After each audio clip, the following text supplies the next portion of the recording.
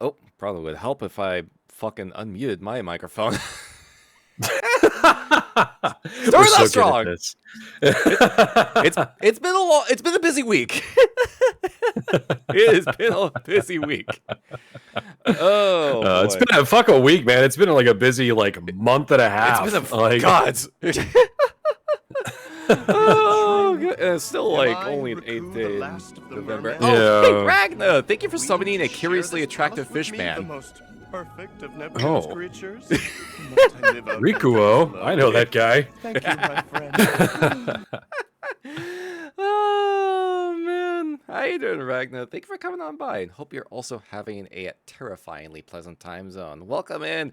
Happy Friday, everybody! You made it to the end of the week. Yep.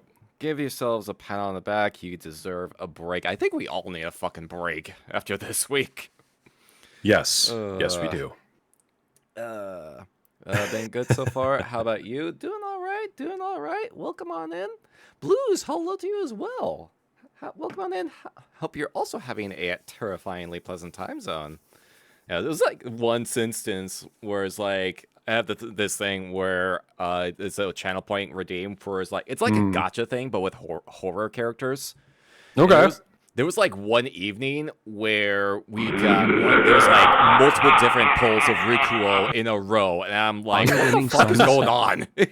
So it's a sign, Capcom. Bring back Darkstalkers, you bastards. Gods for reals. Yeah. Get Arxes on that shit if you need to. That's what I'm saying, man. The Guilty Gear Darkstalkers crossover needs to happen. It really does. Yamba, hello! Thank you for subscribing for 27 heckin' months!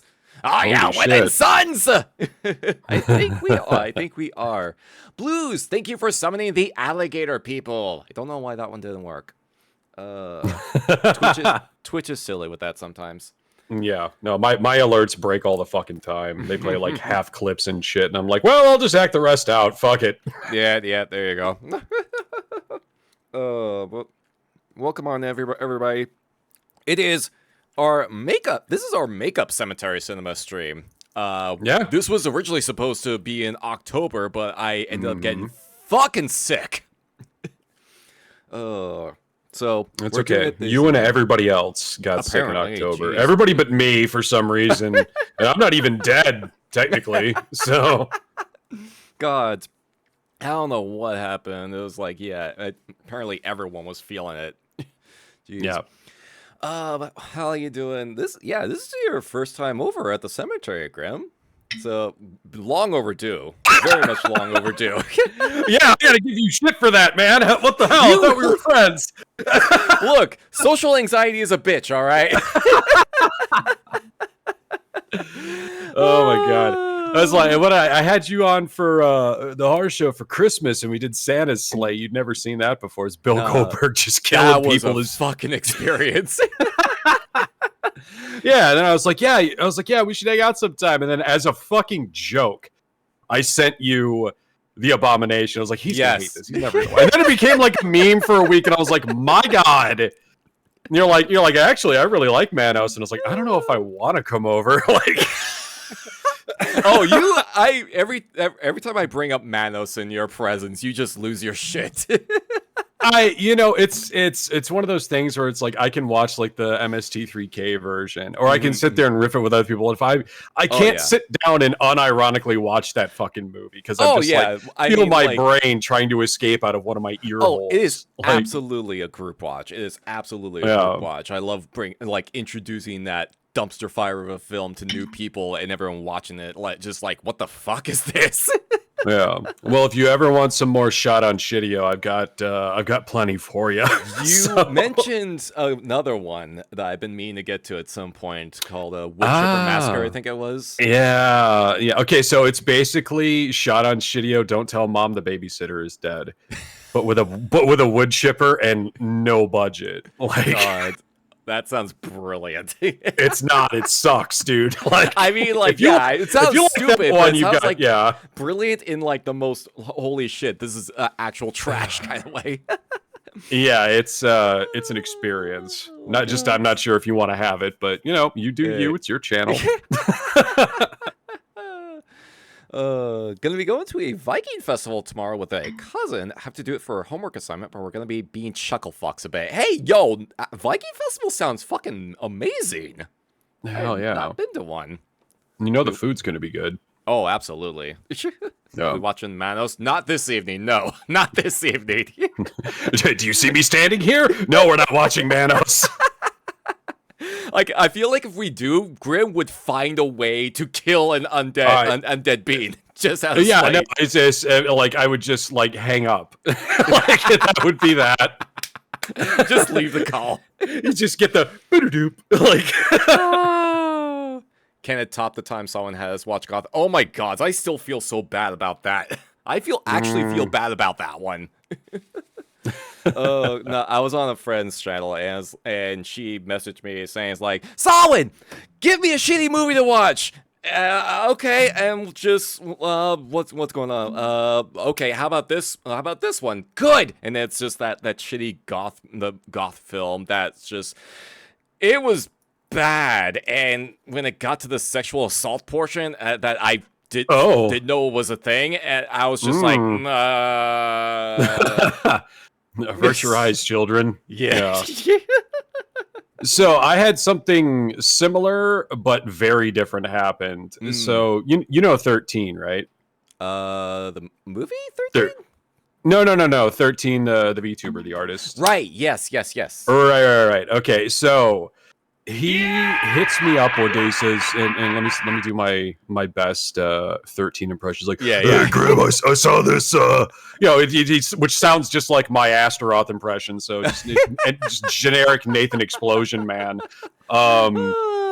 So it was.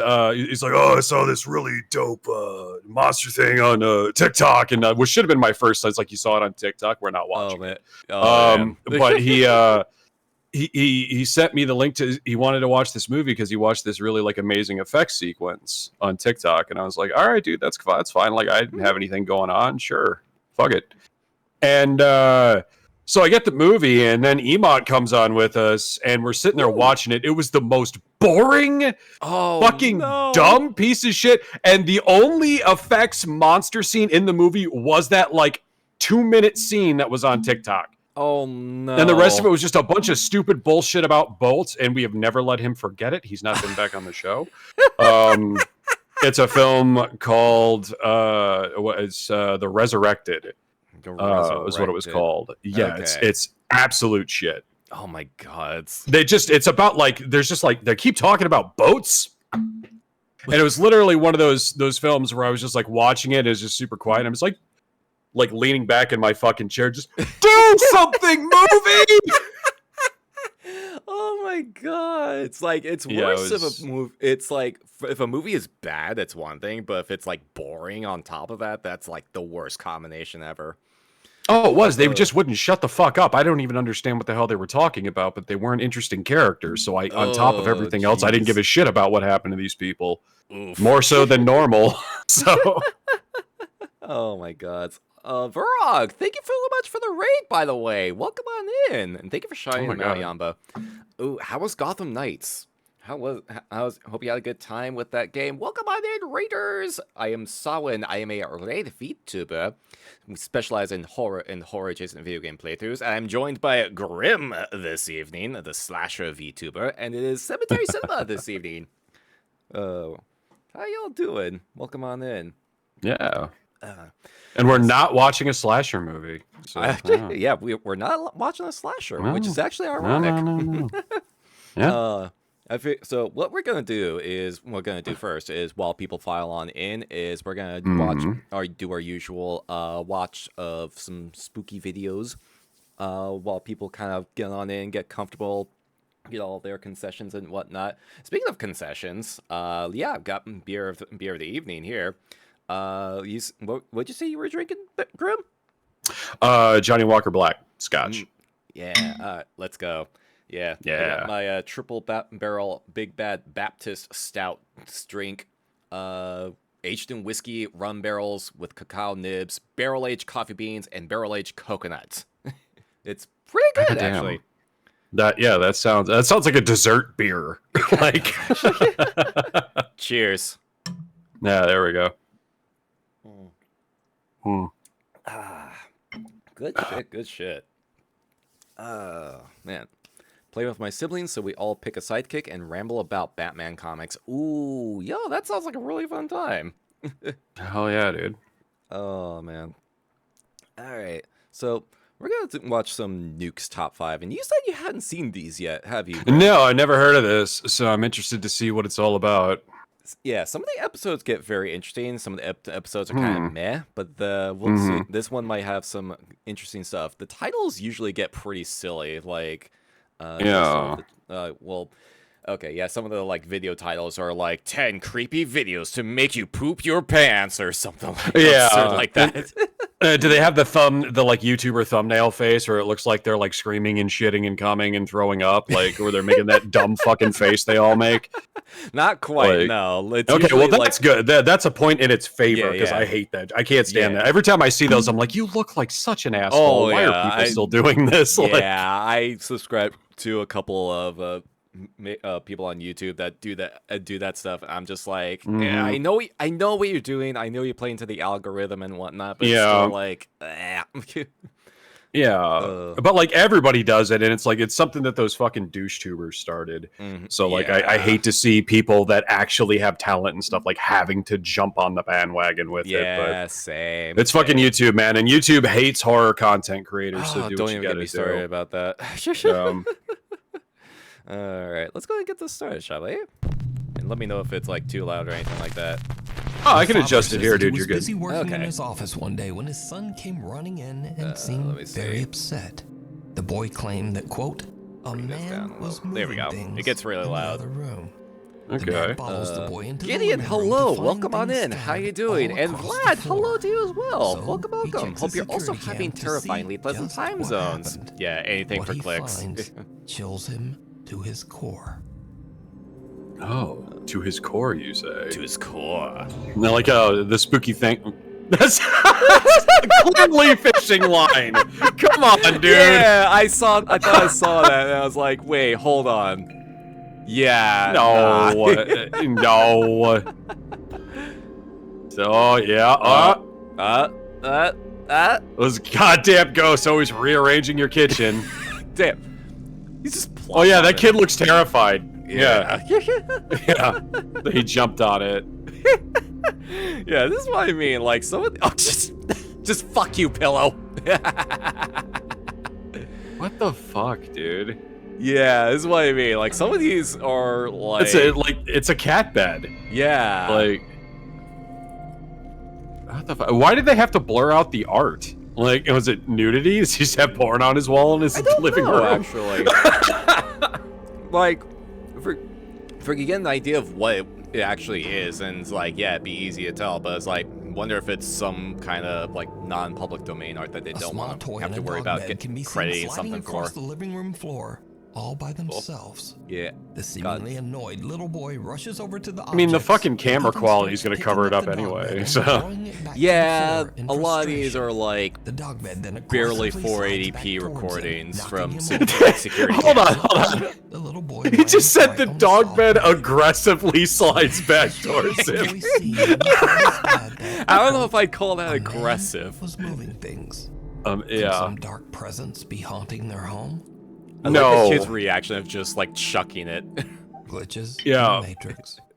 TikTok user God. Cody is parked in front of a Boston pizza restaurant. Have you guys in seen Fresno, Jack Osborne's California, Haunted when he Homecoming? spots Did a pretty good something job on the ghost hunts. I'm very not familiar weird. with that actually. Okay, where is No. the car No, I have that's not. reflecting Yeah, I haven't heard about that. on this Boston Pizza window? It's a Corvette C8. I seriously don't see that car anywhere. Hmm. You're Where's that kidding, car? right? Yeah, I. What? Where is that car? Hello, where's that car? Dude, where's my I said- car? Where is this car? Yeah, it's a haunted car. In the reflection of the restaurant's window, Eddie sees an orange Corvette C8. Yeah. When he looks around the parking lot, it's not there. Like In that disbelief, could be Eddie posts his edited. video to TikTok, wondering if honestly you don't It's- know how it's you just would a- do that. quote, Well, it's a "Glitch in the composite Matrix." shot, so they just took a Bizarre picture of footage something goes earlier in the viral day and because is if now you look at the 2.8 reflection, million the other views. cars that are there are In the not reflected in the comments, window viewers properly repeatedly either. asked That is Eddie to true, go back yeah. and film the location one more time. They're assuming that you're only going to pay Okay, attention we to are what he's back pointing out. at the same parking Yeah. lot, because one of the main comments you guys were saying is go walk up to it.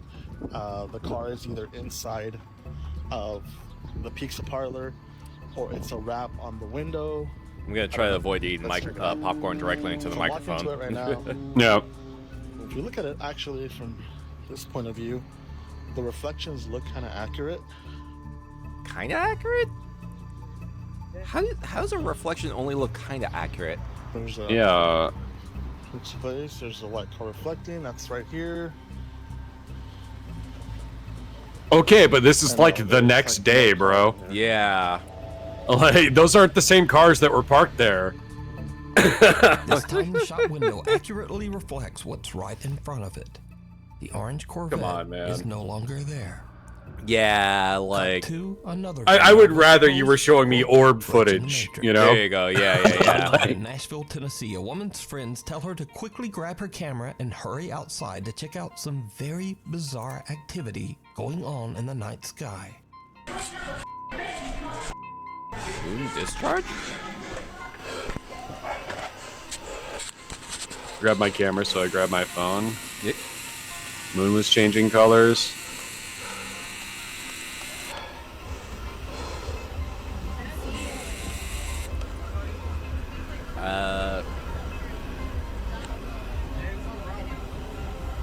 Sure, wasn't That's- just an eclipse going on? That's Okay, I don't know if a phone can get that close. What? What? The hell? bro. What was that? You guys. I got that.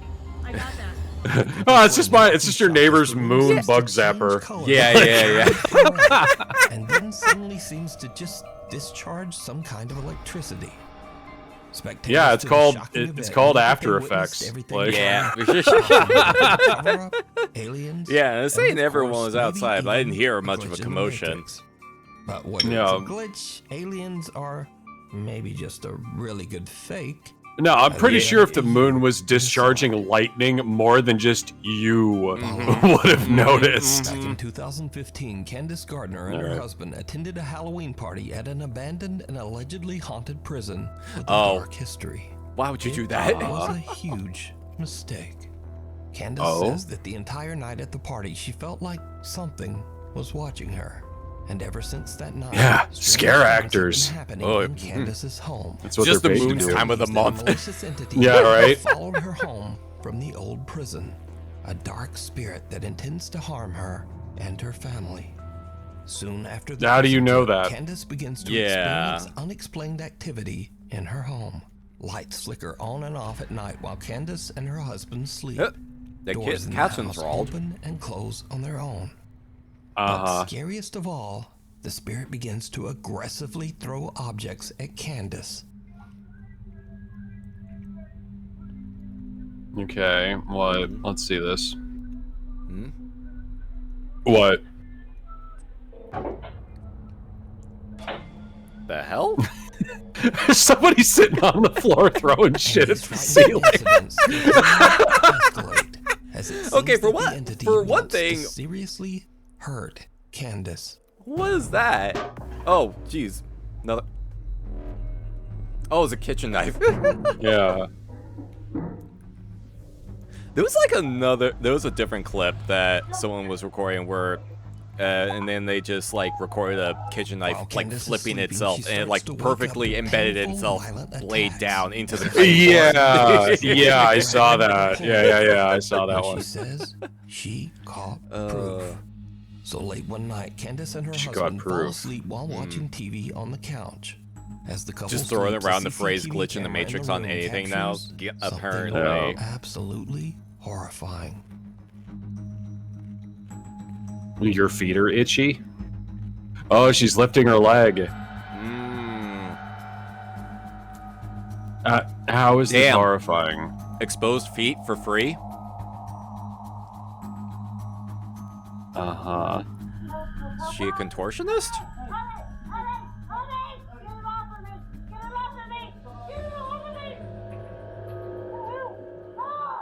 Leg lift for the fart.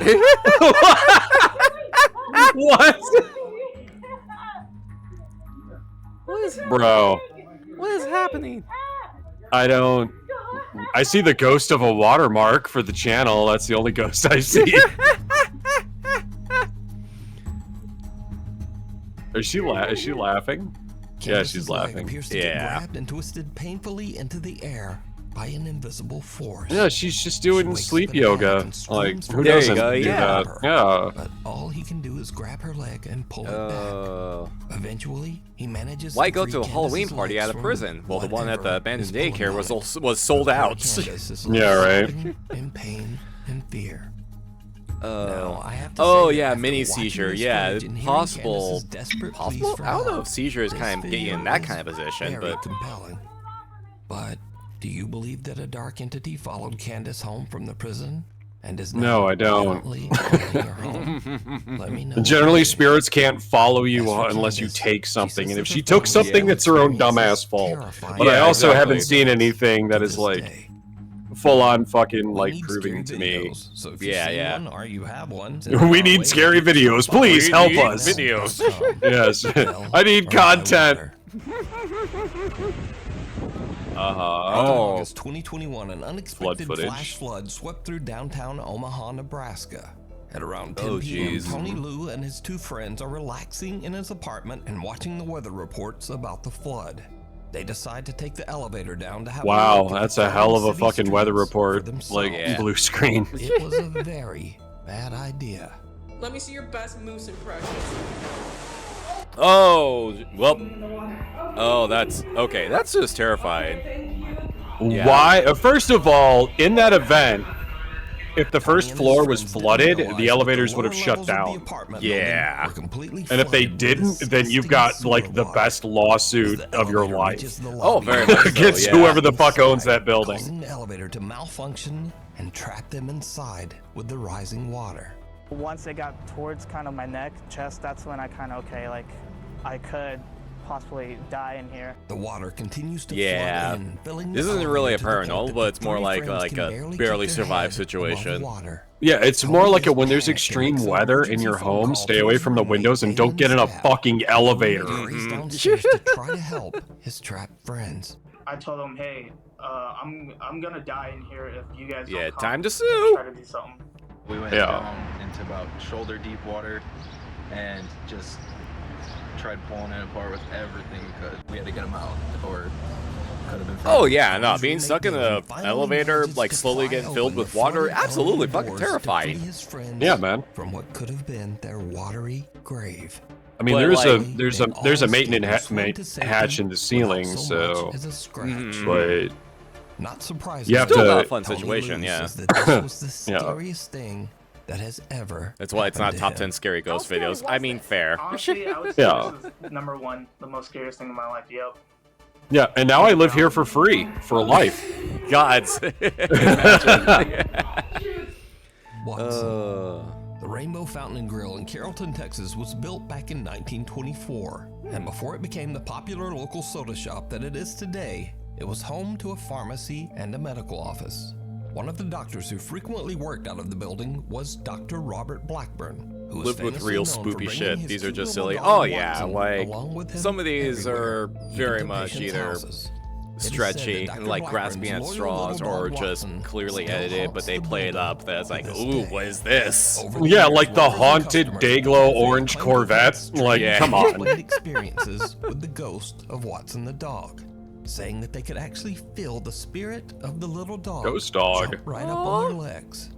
Since Well, the that's restaurant adorable. added security Yeah. cameras, they have started to capture some of these strange encounters on video. Oh, really? Take a look.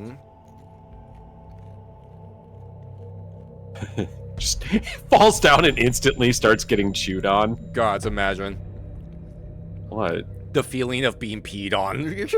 Yeah. The feeling of getting like this guy's getting his ass sniffed. Oh, jeez. The feeling of getting your leg humped.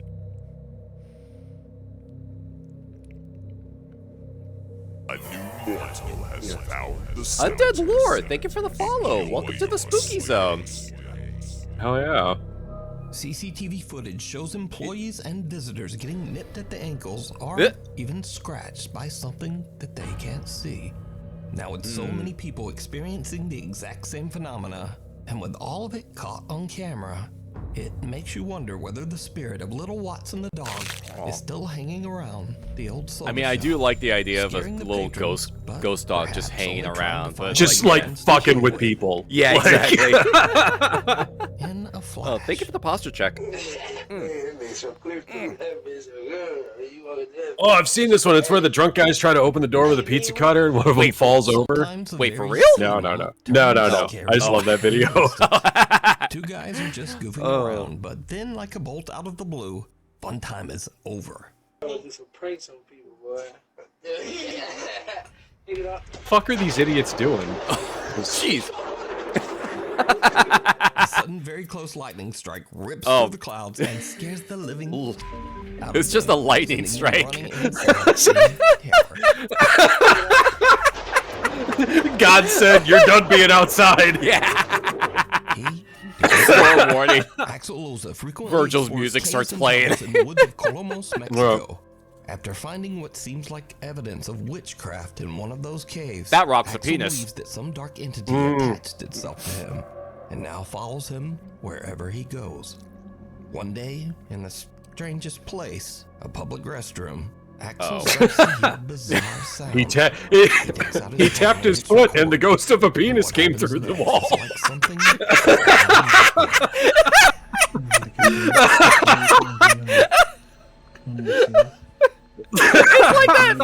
It's like that clip from Drawn Together, like the first season, where it's like they're in the little confessional recording booth, and then all of a sudden the penis just slowly falls and climbs into frame. It's like, you're a funny little guy. Ven, ahí está mi reflejo, pero ven, de este lado, pues aquí no hay nada.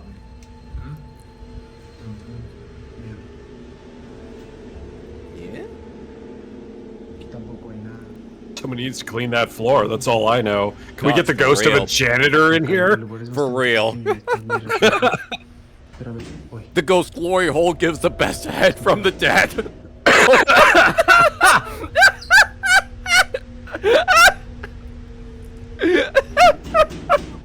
Fuck. That's what you're spit out my- knocking. I almost spit out my fucking popcorn. Yeah, dude. The door's not moving or anything. You just hear somebody Nope. knocking. Just knocking. Axel hears a strange slamming sound from one of the bathroom stalls. It's knocking. It's not a strange slamming. What the hell is a strange slamming sound? Like, that would make sense if it was a ghost glory. Gods, imagine. Oh, there you go. There was a thing Axel there. looks over the top. There's no one there. Also, Completely unaware of the disturbing Thank you, face Gideon. he just captured. In fact, All he right, doesn't that even is notice clearly- until he posts this video Yeah. online. Then It's he Billy comes from Black running Christmas, dude. Run. in. Tell Axel, Oh no! hey, there was a face looking out. But No, Axel Nick! says, Oh no, it was Mikalash. It was Mikalash. hello, doggy. We started playing Bloodborne, and now he's been making his presence known. Grandpa's Ginger Ale, how you doing? eyes. How you doing, Ginger Ale? Thank you for coming on by. Hope you're also having a terrifyingly pleasant time zone. Hey, Ginger. Cause, or some say, cause 'em. If I spent my life cleaning, I ain't spending the afterlife cleaning. God's for reals. Yeah. Oh, puppy. He just wants out of his fucking crate, dude. There's not ghosts.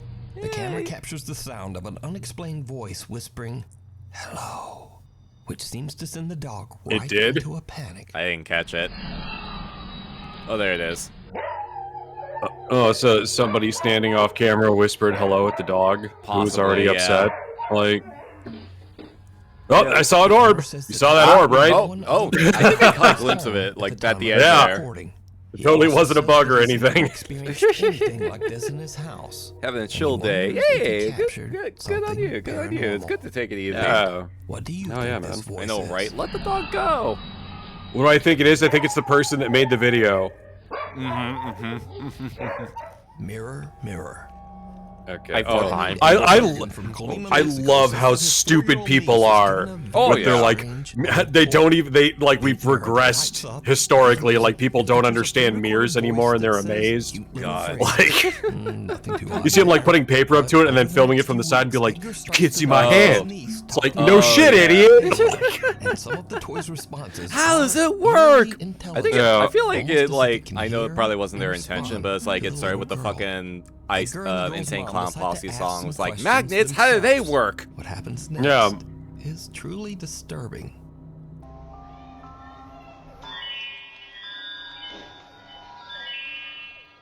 Okay. Hola, bienvenido al Castillo de los Sueños del Espejo Mágico. ¿Cuál es tu nombre? What? Yo soy Jessie, la princesa más bella del Castillo de los Sueños del Espejo Mágico. ¡Qué tierna eres! Nosotras seremos mejores amigas. Okay. ¿Tu personaje favorito? Si papá pregunta, mi favorito I- es mi papi. I don't understand the context. Yeah.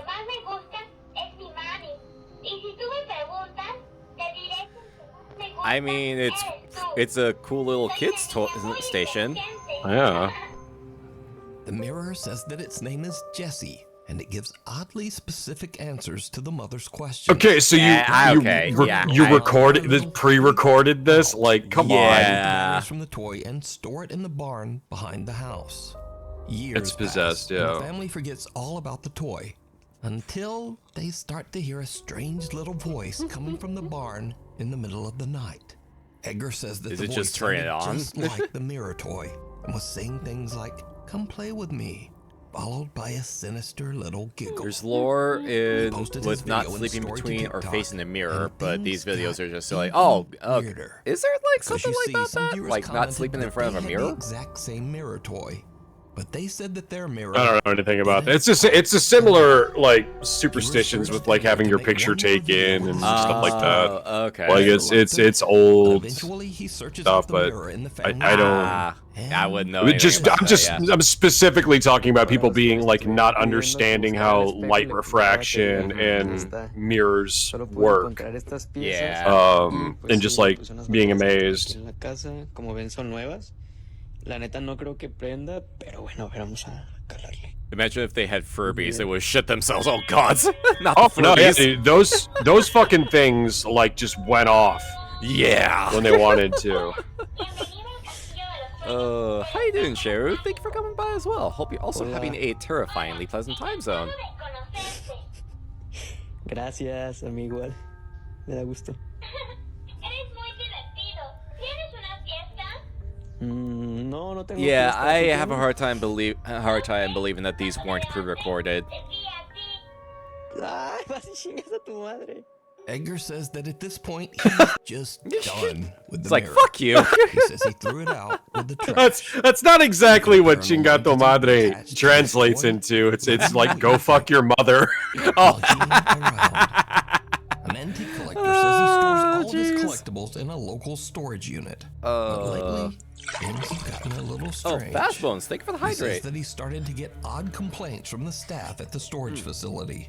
They said that they heard bizarre, loud noises coming from inside his storage unit. Yeah, how at can all you hear hours the of thing day that's in the and barn night. when you're not near the barn in the first place? Yeah, that thing can't be that loud. It can't Sets up be. a security camera inside the unit to see what could be going on. When he reviews the footage the next day, he is shocked. Here we go. Creepy doll time. Oh, Creepy yeah. Doll time. Creepy doll time. Why is that camera there? Good question. It doesn't look like just a security cam. Turn your head and look at the camera. Yep. Come on. You know you wanna. Yep. Nope. Nope. Fuck He it. got too tired. He ran out of juice. That he recently purchased inexplicably sits up and just moves around on its own. And then we put it in the fire and never fucking worried about it again. That's what you do with those things. Just immediately into the furnace. Or you leave it on somebody's doorstep with a post-it on it that says, "Now it's your problem." It's real, or is it all just an elaborate hoax? Very specific spot to put a camera at. Yeah. That's what I'm saying. Be sure to subscribe so that you never miss a video. And well, you know what? I can't say that it's not entertaining to sit here and riff shit like this, so it's totally entertaining. fine. Like, I'm glad shit like this exists for this explicit purpose. I'm sure somebody's freaked out by this shit. I am not. Clearly, you're not. Clearly, chat's not buying it. But you know what? It gave us something to do, and it made us laugh. Oh, absolutely. So. And again, like, some of these, there's some clips that come up where it's just like, okay, I have no logical explanation for what I'm looking at here. No. But those are, like, usually very few, but a lot of these are just very silly or just kind of just fun to look at, and laugh at. That's the nice thing about this is once in a while you get something that you're genuinely like, that was weird. Yeah. But like, exactly. I can't say that I've ever seen anything on here where I was like, what the fuck? It was fucking scary, bro. Like, it's the same thing with those ghost hunting shows. Like, you ever watch the ghost hunting shows? And then, like, you're watching it, and they're like, and like, Zach Douchebaggins, or whatever his name is, fucking is on there, and he's all like, oh, it's a demon. It's like, bitch, I'm watching a ghost hunting show. I don't care about demons. I want to see some ghosts, not a bunch of shit that doesn't even exist. Like, oh man, a friend of mine mentioned that they were watching a cryptid hunting show or something like that, and she kept insinuating that totally not scripted. And I went back to watch the stream to see what they were watching, and like the most ridiculous fucking shit ever. This group of rednecks that was like apparently hunting cryptids or something like that. And you're talking about the Mountain Men. Is that? Oh, I think that's what it was. Yeah. Are you talking about the one where they went after the Mothman and they had like a big bug zapper? No, I don't know if it was that episode specifically, but I was watching this, and then all of a sudden the big reveal at the end was one member of their group just in this random location, and they're like, "What are you doing here?" It's just episode cut right there. Yeah, no, there was one where they were going after. It's like a bunch of fucking good old boys, like hillbillies with big beards and shit. One of them's always got a double-barrel shotgun, which I love. Oh my God. The idea of these assholes getting drunk and thinking they're going to go find monsters in the woods and probably kill. It's the same posse that killed Ted Hollister in Halloween 4 because they thought they saw Michael Myers in the bushes. But like, yeah, they went after the Mothman and they had a big bug zapper to try to attract it. I can't believe that. I'm gonna have to look that show up now. I'm gonna have to look that show up. They go after the Jersey Devil. They go after Bigfoot. Of course. Yeah, they just go traipsing through the woods in the middle of the night, and they're obviously they're like, you know, at least 6 beers deep apiece. So. I'm gonna have to look that up because it might be something fun to also watch for like cemetery cinema. Hey, if you like watching good old boys wander around the woods and postulate about the unknowable motivations of cryptids in their own hyper specific way, it's a good show. Oh my God. Oh yeah, just the one guy's always got the shotgun, and that makes me very happy. Just carrying that around everywhere. Yeah, he always takes it with him. Leave Mothman and his amazing ass alone. Right, we put money in that ass. I know, that right? Statue. Yeah, that's what you do. That's what you do there. And yeah, you got to tip him. Stamps on there too. We tip him, and how many bridges has he destroyed since? 0. That is true. That is a fair point. That is a fair point. Emotional support gun. There you go. Yeah. Till it decides to split up to increase your chances of survival. Yeah, someone did put a tramp stamp on the Mothman statue, and I find that absolutely fucking amazing. And, you know, you're fucking asking for it, dude. You know, back in ancient Egypt, they would have mummified your ass alive for doing some shit like that to a statue of like Anubis or something.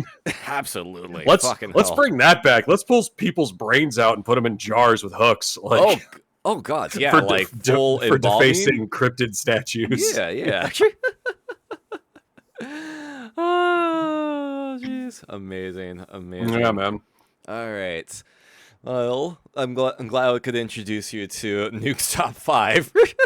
No, yeah, dude, that's fun. That's fun because I'm always doing like the short horror films and stuff. I've never done anything like this, so I might have to get on that at some point. It's fun to pop on once in a while, where it's like, you can't really take it too seriously for the most part. It's a fun, silly watch. I don't think it's meant to be taken seriously. It's narrated super serious, but you know, you question the legitimacy of them. You know, that are like, please send us creepy videos. We need content. We'll literally show anything. Look at this fucking guy in the bathroom. Like,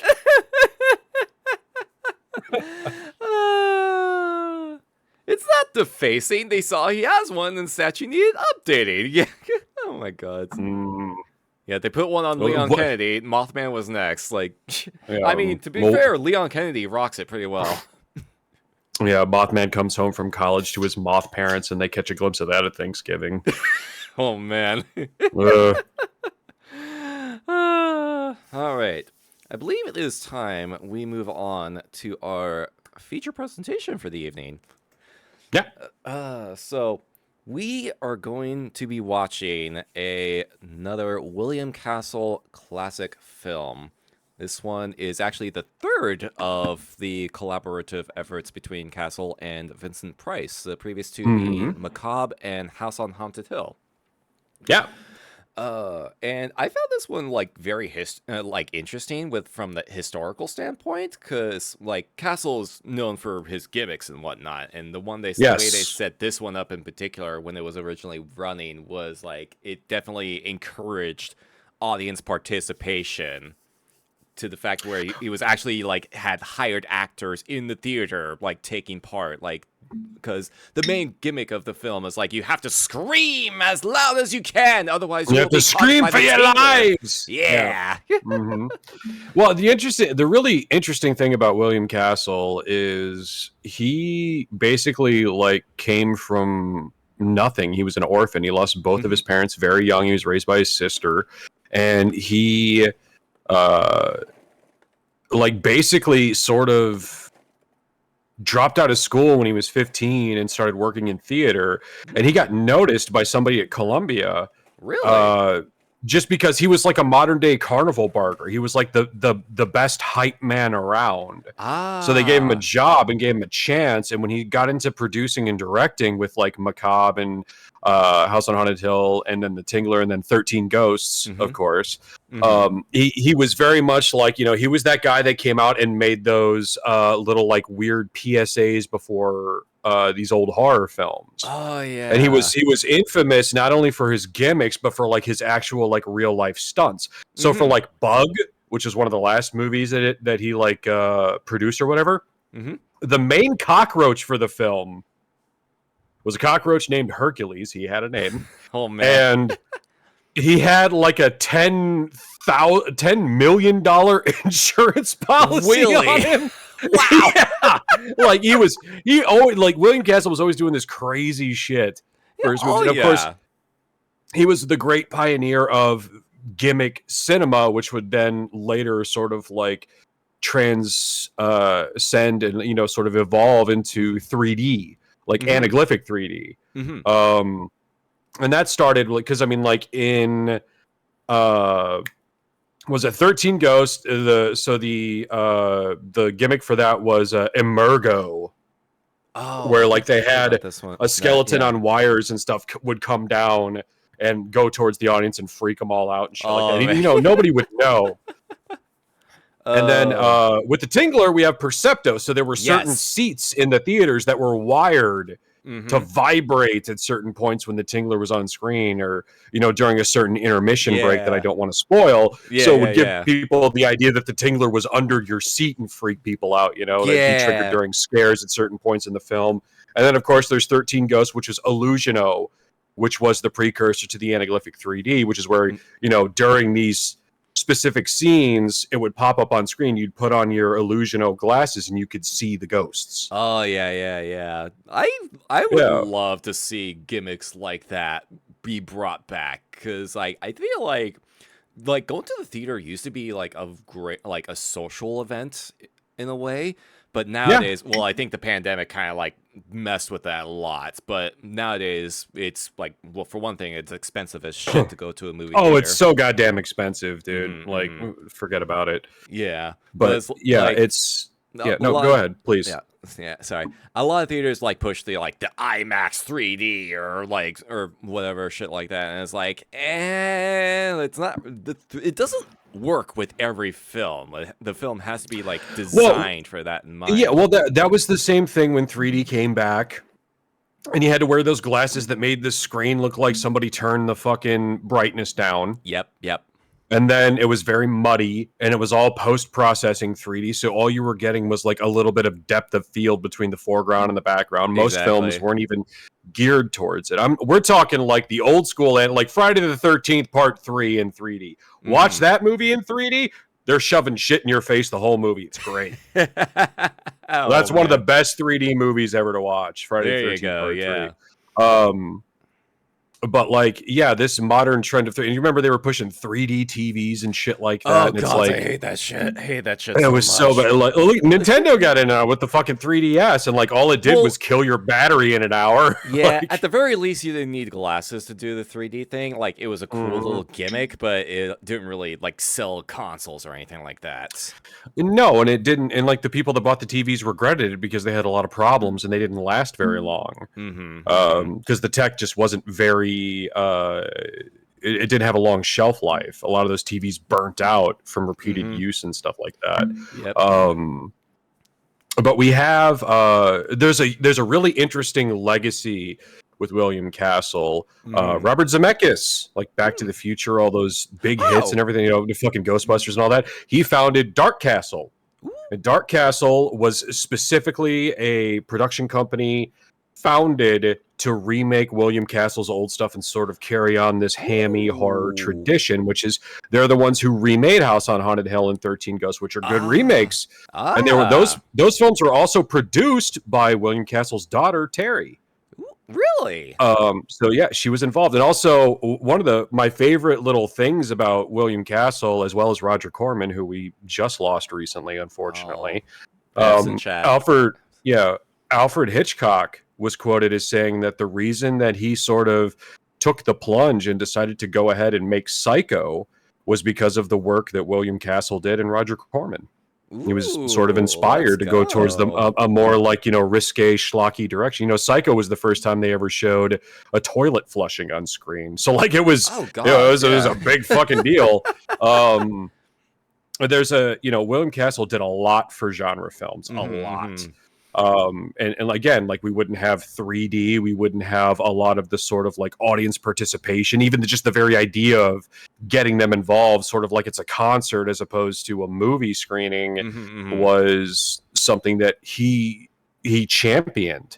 So it's really, his legacy is really interesting, and he did a lot of really great movies. And this one, chief amongst them with Vincent Price, of course, who I'll watch. I have the man's cookbook. I could watch Vincent Price read the fucking classifieds. I don't give a shit what he's doing. Oh, yeah. I'll watch it. I love that man so much. Yeah, no matter what he's doing. Like, we watched the Last Man on Earth a couple of months back with Vincent Price as well. It's like, it's an interesting movie, but at the same time, Vincent Price is kind of what makes that movie, like, watchable. If there was any other person in that main character role, it probably wouldn't be nearly as interesting. Well, think about it. How many times have they remade that story? They did the Omega Man with Charlton Heston. They did I Am Legend with Will Smith, which you guys can like it all you want. It doesn't make it a good movie because the movie sucks. But the funny thing, the Last Man on Earth, I did that. I went over to Tome. And Nightmare Nexus was there, and we were watching it, and we came up with this idea of Vincent Price was a streamer. I think I popped in for that stream. Whenever he's on the radio, he's just like, "Don't forget to like and subscribe." Like post-apocalyptic podcaster. Yeah. Mm-hmm. Oh my god. Well, it's like ring that notification bell. No, it's and you know what Vincent Price's last movie ever was? His last on-screen appearance? Oh god. I feel like I should know this, but it's escaping me. As soon as I say it, you're gonna be like, "Oh my god!" Yeah. What? It's he passed away in 1993 at the age of 82. Mm-hmm. His last on-screen appearance was in the opening of Edward Scissorhands by Tim Burton. God, that's right. It's been a few years since I last watched that movie. I didn't even think about that. Yeah, that's the last time he was ever in a film. Wow. Oh, yeah. Man. Fucking absolutely. Something poetic about his last film being like a Tim Burton movie, like a Glory Days good Tim Burton movie. We're not talking the remake of Planet of the Apes or Sweeney Todd or any of that crap. Wait, Tim Burton was behind Planet of the Apes? Oh yeah, he remade Planet of the Apes. Oh my god, so that explains a lot of things. It was bad. Well, you're watching and you're like, wait a minute, Tim Burton did this? And you have because Marky Mark is the lead character, and like it was shitty because Rick Baker did all the makeup for the apes and they looked really good, but god, that movie's terrible. Ugh, yeah. Yeah.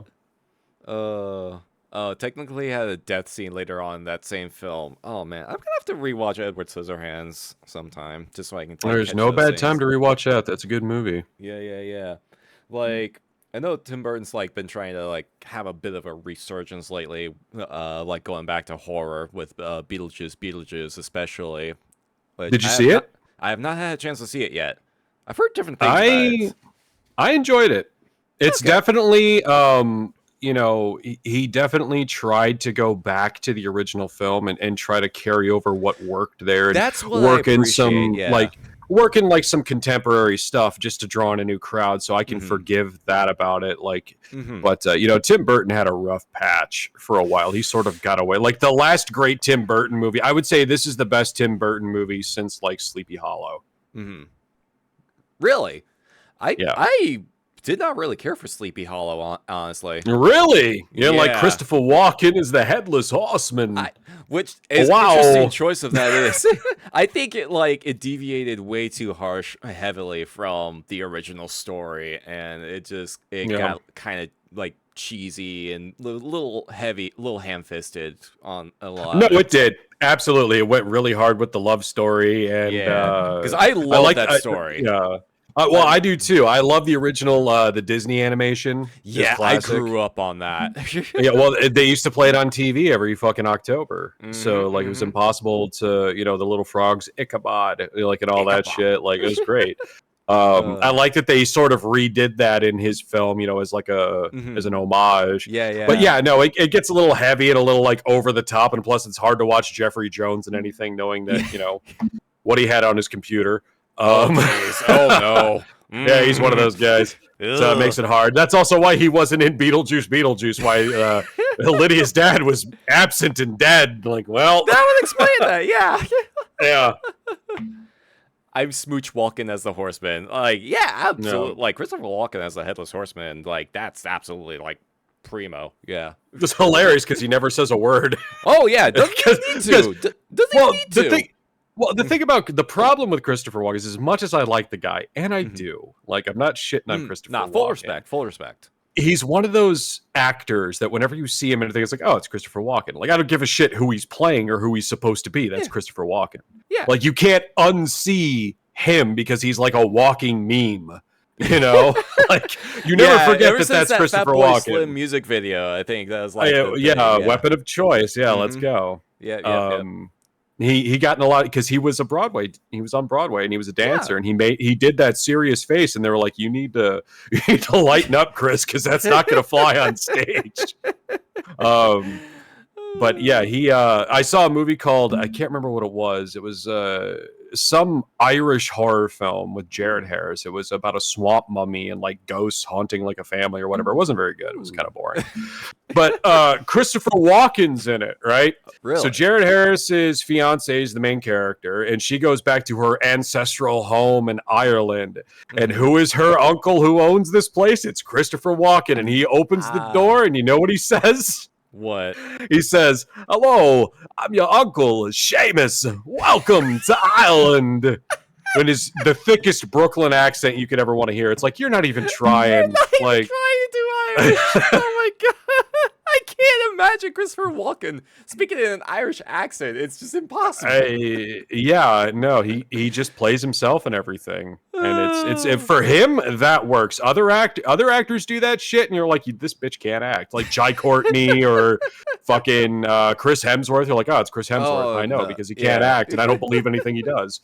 But Christopher Walken, it's like, oh, look at him up there. He's This is one pinches cheeks. Yeah, exactly.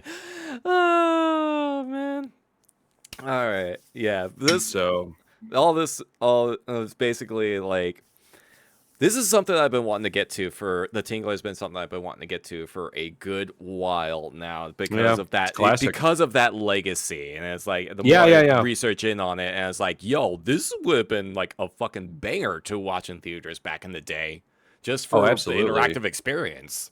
Yeah. So audience participation is encouraged for this film. If you don't want to get caught by the Tingler, that is. Yeah, if you're told to scream, you better spam some screaming emotes. We better be seeing some screams in chat. Yep, we can't die. You can. I'm already dead. Oh man, let's go ahead and get this started, shall we? Usual rules of movie nights. No spoilers, obviously, for anyone that hasn't seen this before. Try to keep things relatively on topic.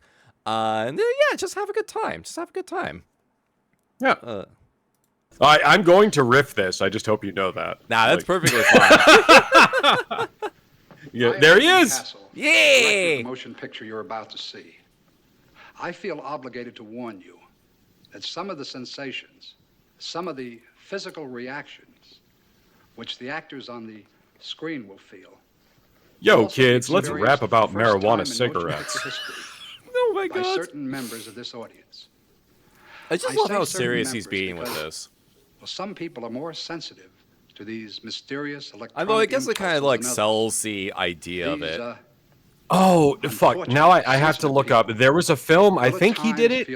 In the theater, there was The Coward's Corner. Coward's Corner. Coward's Corner, where if you couldn't handle how horrifying the film was, you had to go sit in the Coward's Corner. Oh my god. And if you did that, you would get a full refund. Oh my god. That is amazing. With all you've got. Because the person in the seat right next to you will probably be screaming too. And remember this. It was for a homicidal. Right okay. 1961. Yeah. Promotional gimmick in case of a fright break that allowed patrons to receive a refund if they were too scared to stay for the climax of the film. Wow. So if you went there and you waited out till the credits in the Coward's Corner, which everybody would have to walk past you on their way out and like point at you and make fun of you for being a huge flapping bitch, you'd get your money back. But if you left before then, or if you just walked out, you got no refund. Oh, you have to go into the corner. You have to sit there and take the ridicule. That is amazing. It's like literally like a bully gimmick to get your money back. Yeah. Like, put yourself in the shame corner. Oh. Yeah. Shame. God. I think the other previous gimmick was for House on Haunted Hill, where it provided like life insurance policies for everyone that took part, just in case someone died of fright while watching the film. I think it was that one at the very least. One of my favorite things that came from William Castle actually carried all the way over to Italy with Lucio Fulci. Really? So for Zombie, or Zombie 2, as it's known over in Italy, but Zombie, they had you could get barf bags on your way in. Really? Yeah, because the movie's so gory and disgusting and over the top with the headshots and the organ ripping and the eye poking and shit like that. It's like, here's your barf bag. Oh my god. Yeah. Imagine someone with that as a kink, though. Oh, the shame corner someone that really gets off on being shamed. They're just coming in like every Friday night and then just instantly going and sitting there. I would imagine someone would realize what's up at some point, but it's like, hey, it gets people coming in, other people coming in, I guess. Yeah. Who are you? Oh, I'm nobody now. Look, how's the audio on your end, by the way? Oh, I'm fine, dude. I can adjust it over here. Okay. So, you can try the auto-generated subtitles if you want. I don't know how accurate they're going to be on YouTube. I usually avoid those because it's just because they get kind of silly. They do. Ms. Love Demon, thank you for the follow. Welcome to the Spooky Zone. Exactly. See, I had to pass the execution, and I mean, oh. Like, I'm sorry, I was busy in here doing the Monster Mash. Well, then that shed. Have you heard about it? It's a graveyard smash. Yeah, how is that not your starting soon music? It's not in public domain yet. It's not in the public Oh, come domain on! yet. Yeah, no, it has to be. What? Monster Mash has to be public domain. You would think. You would think. What? Well, if it works, then why this? Well, I've never found it to be necessary, but it happens to be the law. An autopsy must be It's performed still under immediately after copyright. execution. Holy shit. Not for a couple more years, at least. Fuck it, dude. Get somebody to do a legally distinct, for homage. You know, that's not a bad idea. Like, try Like, someone to do it for like when I say homage, think Tarantino. Which is just the same thing, but you call it something else. Yeah, there you go. The force of fear. You're welcome. May I say, I love your avatar. Thank you so much. It's greatly appreciated. I know, he looks good, doesn't he? Aww. Yeah. You just got this recently, too. Debuted it back at the end of August, yeah. Yeah. And your model's also new. Oh, I've been sitting on this for a while. This is just what I actually look like. So when people see me at cons and stuff like that, they're not like, "Where's the old mask and the apron?" It's like, yeah, I haven't dressed like that since like 2019. That shit rotted off my head, so I had to go cut a new face. Oh man, yeah, gotta make sure to restock on those once in a while. For the county Yeah. ties in with my experimental work in fear. Many people die in fear. I wonder how many die of fear. I mean, Yes, this is my fear experiment. The other experiment I'm doing is called the French Tingler. We'll talk about that later. Oh my. I wish I was able to rock a mustache like that, like the pencil mustache. Oh god, every time I try it takes to it takes a very specific kind of like confidence and facial structure to be able to pull that off. Yeah, every time I try to grow facial hair, it never looks right. The sensation of fear alone can't have done that. Something real. Hold on a second, I have to pull my pants up higher. God. Fucking late 50s where everyone wears the pants like way well past their fucking navel. Yeah, my god, like he could tuck his tie into his pants. Like that's not supposed to be a thing. Well, Tim did such a good job. Tim did do a really good job on you, man. Like I'm really impressed with the work. Yeah. He killed these two women and lived right down I'm the glad street from everyone where I lived. enjoys For a it. while there, though, that they didn't even find a clue, but they did. Anything that makes you look more like you know. Exactly. What they did. We all got to start somewhere, but eventually we get to where we want to be. Nah, like I keep the old model is still available to pull up as a channel point redeem because like you always remember your first. You always remember your first. Absolutely, yeah. So gotta keep that respect in. Yeah. Sure, I'd be glad to, Mr. Oh, my name's Oliver Higgins. Oh, I thought you said your name was no one. Asshole. You fucking liar. Get the hell out of my morgue. Where do you live? Silent movies now showing with sound. What sound? Toll Abel video. What is? I don't know what that is.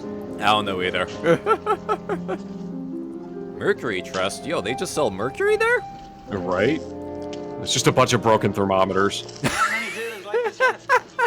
You'd be surprised though how many people come to see these. Oh, that car. Oh man, I'm not much of a car person myself. So belongs to my wife. I love it in movies where they just pull up in front of the building and just get out.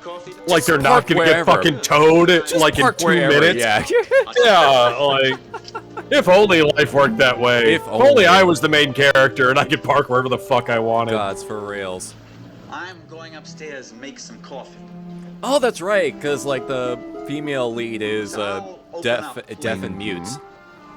Yep. Okay. It's interesting. I didn't think they actually had like practice sign language in this film. I can appreciate that. Well, there's several reasons that William was progressive, and one of it was he sort of with the way that women were treated in cinema, aka like, you know, prizes at the bottoms of cereal boxes for the main character to unwrap at his leisure. Yeah. He tended to put more of an emphasis on like them having different quirky things about them that made them stand out. Like, so when you watch House on Haunted Hill, yes, there's the main character who she's very scared and has her own like neuroses and stuff. But then there's Vincent Price's wife, which is very much like, fuck you, I'll do what I want. I'm not afraid of you. Like, has her own shit going on, you know? Yeah, like there's a little bit more of a dynamic there. And it's the same thing with like 13 Ghosts. We even do the ceiling. You know, he really was proto Roger Corman, because Roger Corman again was one of the first big names in Hollywood to give female directors and writers a chance. Like, I know I'm bringing up the slasher flicks again, but the first 3 Slumber Party Massacre flicks, all written and directed by women. Really? Yo, let's go. Yeah, and that was a direct, like, it was like, oh, you think women don't like horror movies, don't like slasher movies? Okay. Well, check this out. Yeah, like, allow me to show my friends list of all the women that are into horror movies. Yeah, never mind the fact that slasher flicks invented the whole final girl idea. It's, you know, who defeats the killer? Trope, a girl. Yeah, except in a Harvey Weinstein film like The Burning, where it's a boy, because of course it is, because Harvey Weinstein's a piece of shit. So. Martha, this is Dr. Warren Chapin. How do you...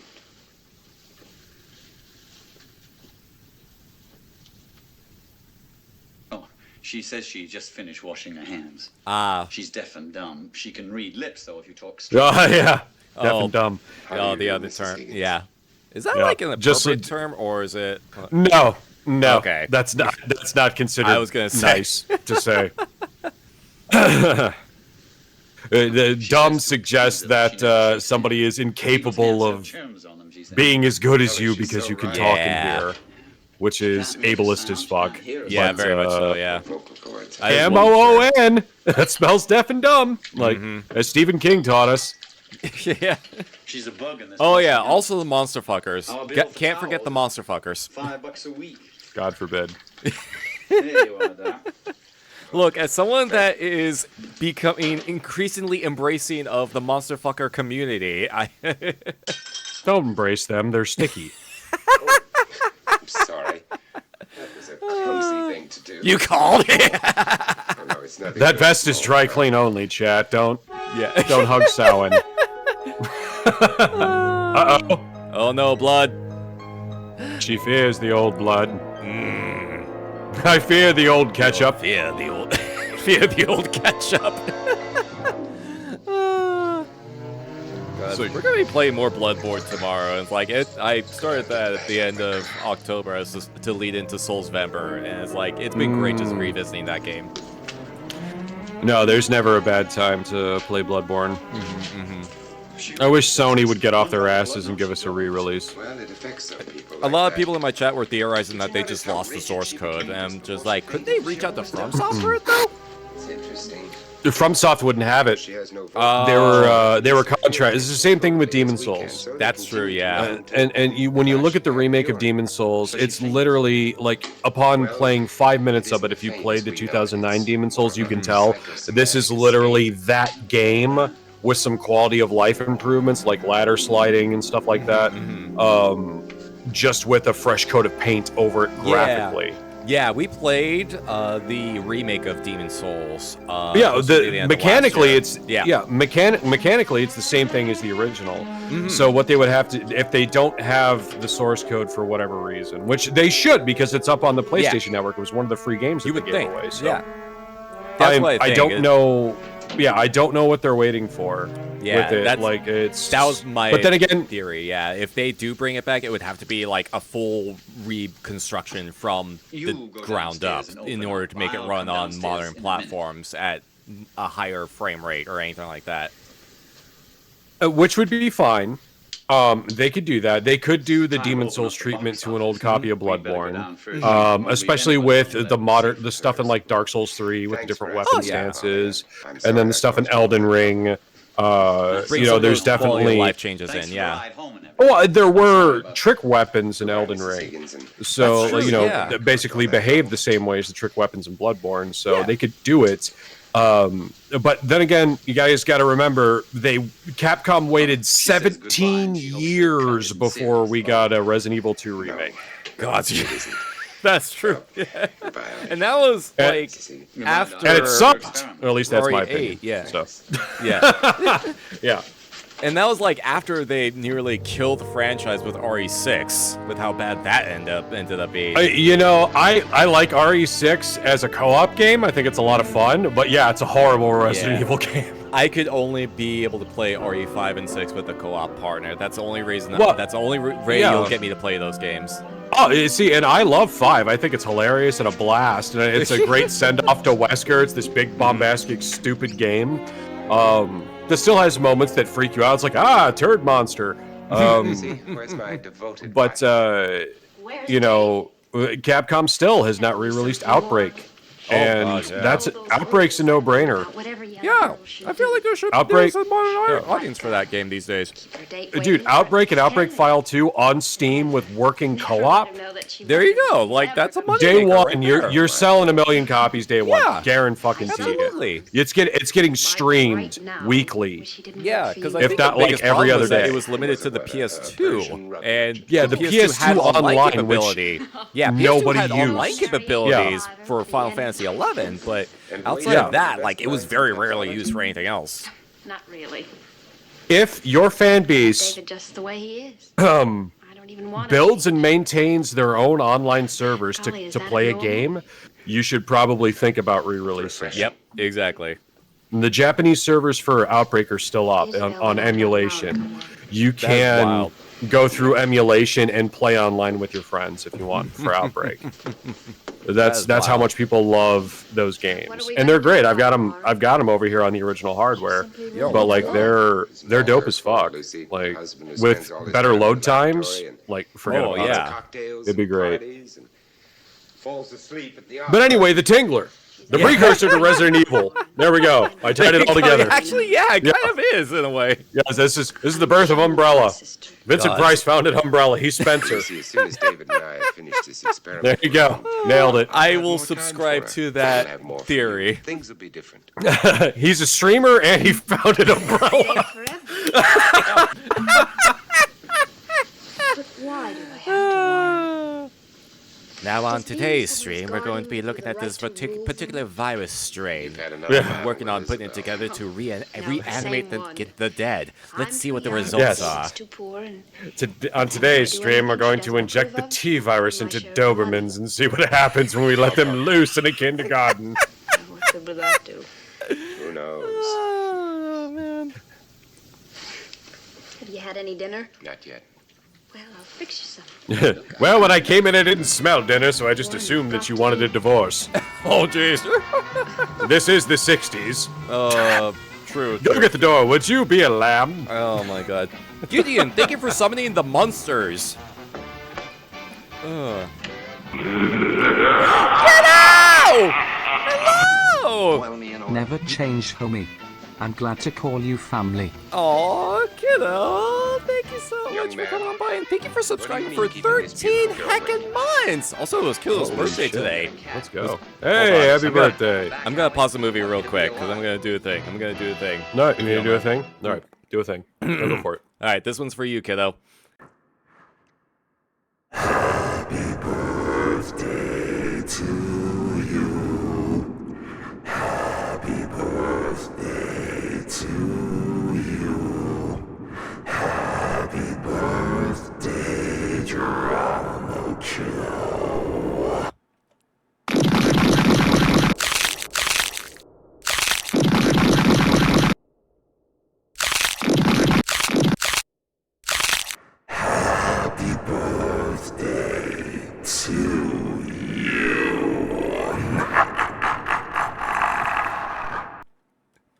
He did the thing. I love it when he does the thing. Oh, I'm glad. I can't do the thing. I'm jealous. It requires you to not be able to worry about breaking your neck. I mean, I would just fall over and be useless for like the rest of the stream if I did that. So. Family Guy falls. Yeah, no, I'd get up in like 2 hours or something like that and be like, oh shit, I missed it. Oh, kiddo, thank you for coming by and thank you for subscribing for 13 heckin' months through Prime. Oh yeah, my God. man. Very demure, very mindful. Greatly appreciate it. Nah, I appreciate you, kiddo. I'm gonna be hanging out on her stream tomorrow, actually, for let's go, dude. Some chill web fishing. So, hope you all will be able to swing on by for that. I don't know what that is, but I hope you have fun. It's basically like just the fishing portion of Animal Crossing, in an online environment. Oh, okay. I think I've seen people playing that. Okay, Yeah, it's very chill. No. Well, I mean, if you're not like literally cutting people in half with a chainsaw or something, I can't play it. So. Oh, yeah. I mean, they added boxing gloves. They added boxing gloves fairly recently, so you can do that. But it's not a chainsaw, but it's. Well, you let me when they add the machete. There you go. I'll let you know if they add the machete. I might pick it up. Yeah, I might pick it up. It's old people finally getting in the game. That's actually a very, very apt descriptor. Hey, I'm old. Yeah, I'm calling me out. Like I'm old too. I'm pretty sure I'm older than you. You probably are. Like, I'm just gonna post my age in our Discord chat because I don't feel comfortable saying it on stream. No, that's fine. Oh, there we go. I will tell you. We are the same age. No fucking way. Yeah, we are the same age. Wow. We are old. Collectively, yeah, we are old. We are old. Yes. Back in the day when I used to go to the cinema, it was a nickel. God. Oh, jeez. Oh, man. Well, you don't look your age. Thank you. Thank you. Whatever your secret is, I need to know because I just have to keep cutting people's faces off who are younger than me. So. I have been very fortunate with my genes. There you go. Oh my God. And here's look at this guy with his weak chin coming in here, like. Oh man. All right, let's go. Let us get back to the film, shall we? I'm sorry. Like I don't remember this character, but I already hate him. He looks like a douchebag. No, he does. Like. So what are you two up to now? Black cats and dark alleys. Fear has the same effect on all animals. You mean I'm an animal? Better looking than most and can't run as fast. Only in the sack, doll. Also, I don't smell roast. Oh, good. Oh. You know, from the articles I've read, this is. I love being retroactively misogynistic because I'm not saying it. They did. It's history. Like. Yeah, this is 1959. It was the style at the time. Yeah. Crazy broad, you're hysterical. Go upstairs and take your speed. Go upstairs and take some drugs. Yeah. Take your cocaine and orgasms. The doctor prescribed. Doctors prescribed orgasms. They did. They used to take women who were, air quotes, hysterical and use a vibrator on them and give them speed because that's going to fix the fucking problems. They live in a shitty world ran by assholes. Yeah, I believe that. What if she didn't? Yep. Hey, that's an interesting question. Man, if we could get her in front of a fluoroscope. Hey, that's an interesting question. Why don't you blog about it and get the fuck out of my house? Oh, yeah, I'm good sorry. to hear about the good genes, but what do parents have to do with this? More than you think. We'll go if you stay out of the lab. That's a deal, Dave. You know, the further we go, the surer. Dave, I thought I've told you. I sent you a memo to stop dressing like me. It's embarrassing. You're literally 1959's mini-me, and it's not a good look. I just noticed the outfit, and it's like, yeah, it's scarily similar. I don't know why they did that. Yeah, except for the striped tie. Yeah. Especially in the black and white filter. I imagine, like, if it was colorized, it probably would be different, but yeah. Tingler. You like it? Tingler.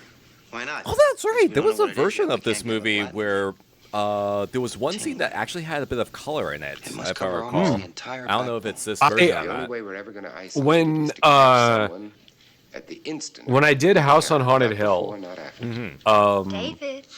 I did the Technicolor version of it. Right. And I really got to appreciate it because I think we watched that version, didn't we?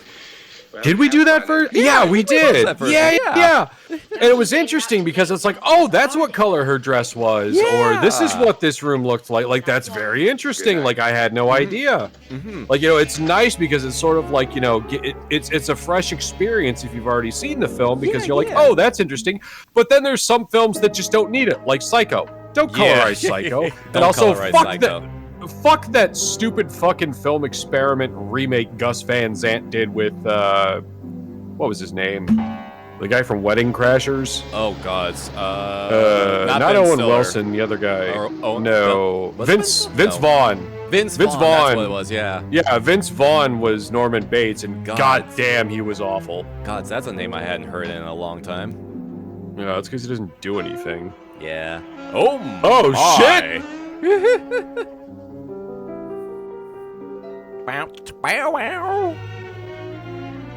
Comes outside and just throws a Bible at him. Oh, that's not a Bible! Hello, desk gun! Lord forgive me. Wait, hold on. Alright, this is leftover from the last fucking movie I did with William. God gave me permission to do this. Yep. Also, who is this now? Is this his wife? Daughter? Daughter, I think? I thought the woman earlier was his wife. I think it might be his daughter. I love the sexy sax, though. Like, I'm digging it. Good evening. I do wish you Good wouldn't stand evening. around in the dark. Feet hurt? As a matter of fact, they do. Not from I mean, running. wearing heels, yeah. That was a charming little scene out there. Yes. I Wasn't didn't know you liked to watch. Love in bloom right on the sidewalk. Rather shopworn, though, isn't it? Don't tell me you've abandoned corpses for peeping out of windows. If there was anything honest about your behavior, I might feel differently, but there isn't. You're just The saxophone player's just going off there in the background. Just I going love it. ham. You know, I think I'll have a nightcap with amateur psychiatry. Jealousy doesn't look well on your tie, dear. Just wait until I get my piano key necktie out. Then we'll really party. I'll put on a Frankie Goes to Hollywood album. It'll be insane. You've lost contact with living people. Nobody means anything to you anymore, unless they're dead. You can root around in them with your sharp little knives. There's a word for you.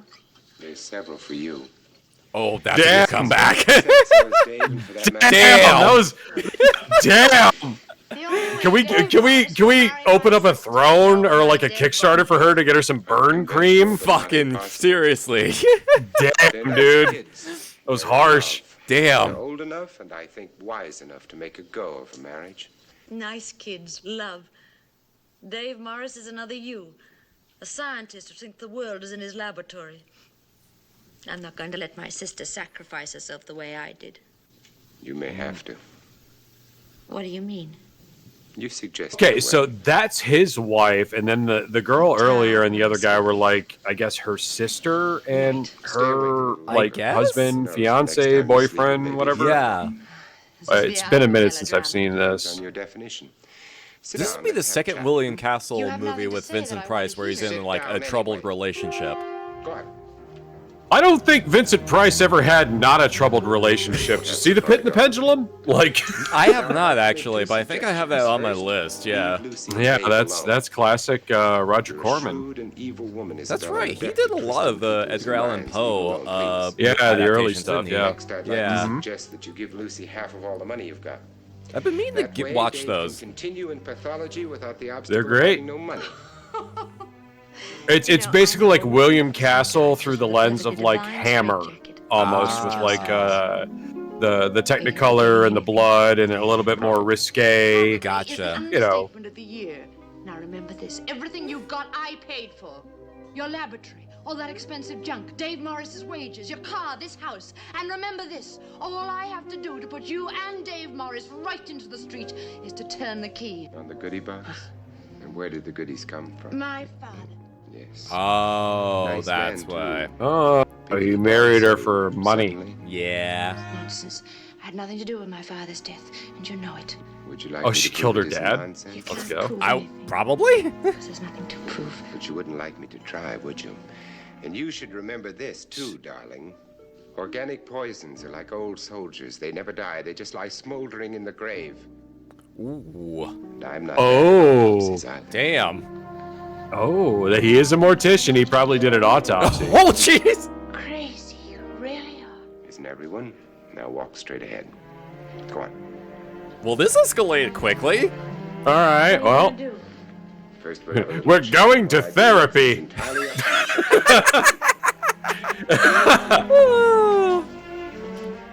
Where are you taking me? It'd be easier to rearrange things in the laboratory. I'm going to take you to the drive-in. There's a Herschel Gordon Lewis double feature. You're probably going to vomit.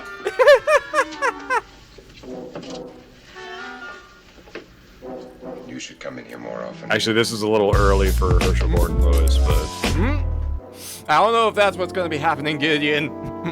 Unless it's like very aggressive hate sex. Let's stop all this Yeah. childish behavior. now I need you to put on the Pikachu costume.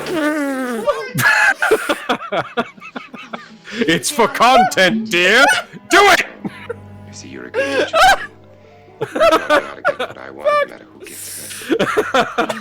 I told you he's a streamer.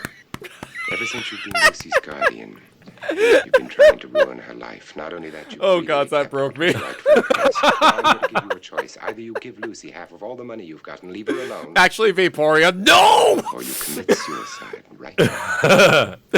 Suicide. I like how the skeleton from House on Haunted Hill behind him is like, I like to watch too. Now make up your mind.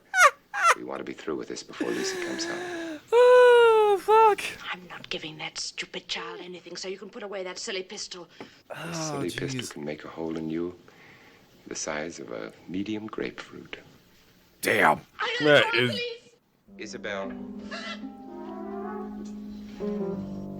Shoot the phone. Isabel, it's gonna take you like 5 minutes to dial on that thing. That's plenty of time to kill you. I know, right? Rotary Old phones were so phones. inconvenient. God.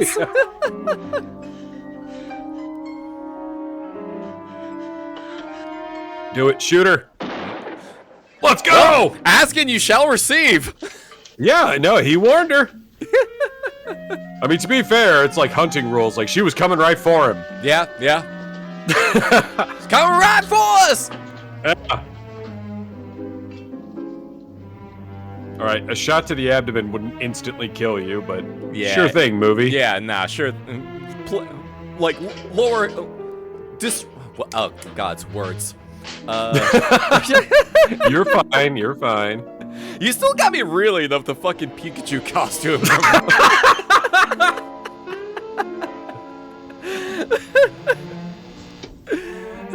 We stand behind this blast shield. It's not even the blast shield 60s that's- yet. The blast I shield probably- that's still very much open. Yeah. I made this in the basement. God. Well, if she's allergic to bullets, isn't everyone allergic to bullets? Aren't mortals usually allergic to bullets? Lead is bad for you. So.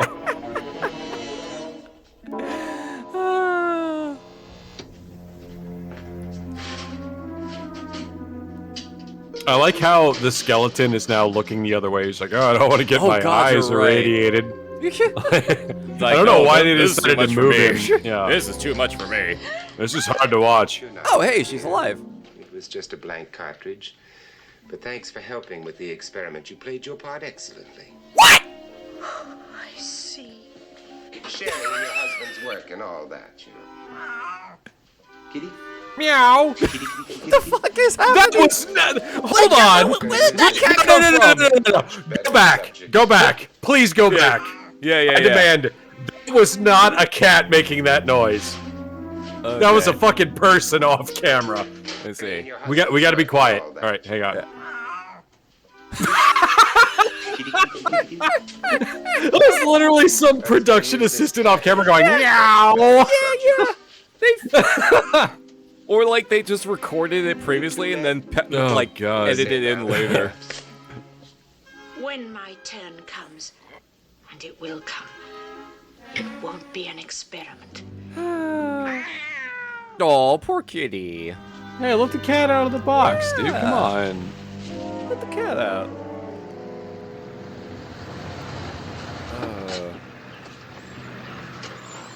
Howdy, boss. God damn it! Why is he dressed like him again? Oh my God! He just actually just straight up. You say get a cat, I got a cat. Remember? You say get a dog, I get a dog. Oh no. We don't need him. Pay for effort. You know, I wouldn't be surprised if in a fair fight that cat had whipped this dog. Well, you're fired because effort starts with an E, but I like where your head's at. God's twinsies, jeez. Imagine if your fucking employee just starts dressing up like you, and it's not a mandatory like uniform type situation. I would kill them. I would kill them instantly. As I'd be like, you're gonna single white female me while I'm in the shower or something. Like I've seen this movie. I know how it ends. Oh my God. Whatever. I was on a friend's stream the other day, Sam Gamer, and she's doing her 31 days of flights, which was originally supposed to be going on in October, but then her area got hit by the hurricane, so that got pushed back. I was showing off Blood, like the old FPS game Blood. And I forgot the Doom like no, who did that? It was Monolith. Yes, the guys who went on to do like Fear and all the good shit and Condemned. Yeah, absolutely. I was playing the Fresh Supply version by Night Dive to make it easier to capture. Oh, so good. So good. Oh, that's such a good version. But yeah, I forgot that there was a build board in one of the early stages where you can like interact with, and character goes, single white female. Let's review. Yeah. And we like lost our shit. Yeah, dude. Caleb's a fucking treasure. We need Monolith needs to get off their ass and bring back Condemned. God. And we need the original Darkness on Steam. Yeah. And that's right, there's only Darkness 2. That's so weird. Yeah, it really sucks because the first Darkness game is so good. It's one of my favorite first-person shooters of all time. Yeah, because like Darkness 2 was it wasn't as received as well, if I recall. Well, Darkness 2 went for a cel-shaded thing, and it was a little bit more over the top with the gore and shit. The first one was very dark and gritty, like 2000s edgy shit, but it worked really well. And also you can sit down in that movie with your girlfriend on your birthday and she falls asleep on you, and you can watch the entirety of To Kill a Mockingbird and you get an achievement for it.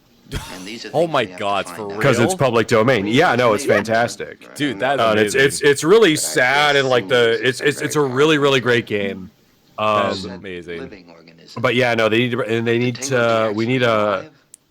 need some more Blood. We need a Blood 3. Because Blood 2, The Chosen, was shit. Don't ever play that game. Yeah. I would love to see like a revival of that. It's like I was commenting, like they really don't make games like that anymore. No, like Forgive Me Father and Ultra Killer, like the only like modern boomer shooters that really. Forgive Me Father was definitely like the closest contemporary to that. Yeah.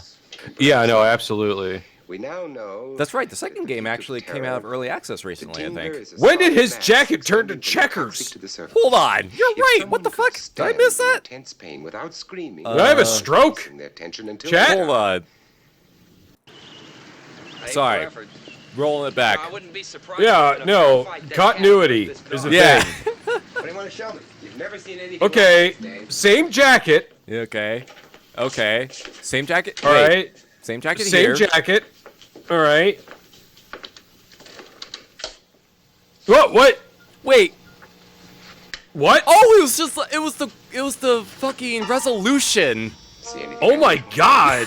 Wow. It's the resolution that makes it. No, Vincent Price has a symbiote like Venom. Like that's what's happening here. It's like, oh shit! It realized I look just like this chuckle fuck. Let me change. Like. crazy. That was like, insane. All the versions at I've a been distance, it was the same. Look here, it's the same color. Yeah, it's so crazy. But in here, like, no, no, it's close again here, and it's different. What's happening? What is going on? Am I having a stroke? It must be. Do you smell toast? Like, do you smell bread? Like, I think we're going insane. I think we might just be going insane. Are these? Oh my god, is this an effect of the Tingler? This picture, who is it? These are reshoots. Isabel? They didn't. What happened to his jacket? Did he leave it in his car? Like, yeah, no, you first. That's it. No, we're not insane. Okay. What do we think we know, and what do we find out first? Oh my god, that's wild. And there it is again. Like, every time it's throwing me. I am losing my goddamn mind. What the fuck? In every human being. This is the first time I've ever noticed this in this movie. I probably would have missed it if you hadn't pointed it out. First, that fear causes the Tingler. Okay, there we go. When it gets in close like that, you can tell, but when it's farther away, yeah, it becomes that's what I'm saying. But we had the close-up shot with his arm, and it's like, is it an optical illusion, or are these alternate takes? And the resolution is, did somebody fuck with this version? I have not been able to find a version of this film that's above 360p. Screaming may even dissolve it, or if it's a living organism. Feels like AI trying to make a pattern. Oh my god. Well, it didn't give him 3 extra fucking fingers, so it's not AI. You said I don't know. What do you think, Skeleton from House on Haunted Hill? I'm not scared. That's just Amy back there. That's Amundal back there. God, you're right. It's just his cameo. There you go. There's Tommy's cameo in this film. Yeah, he's the one doing it. He's just specifically doing it to fuck with us. That's part of his lich powers, like clothecraft. Yeah, that is something he would do just to fucking fuck with me, because I was like, oh, Samhain's finally handing you over? Well, let me fuck with you guys. We now know that at the peak of terror... There we go, that's the lore. Amy ruined the Tingler. Everybody go unfollow him and give him shit. Send him hate mail. We'll have no idea what's going on. It'll be hilarious. Oh, fuck. I think that an autopsy would give us a Tingler that we could work with. Working for the Stop saying Tingler. Tingler. Stop saying you want it to give you the Tingler. Like, that's... I think that's what brought up that ghost in that bathroom we saw earlier.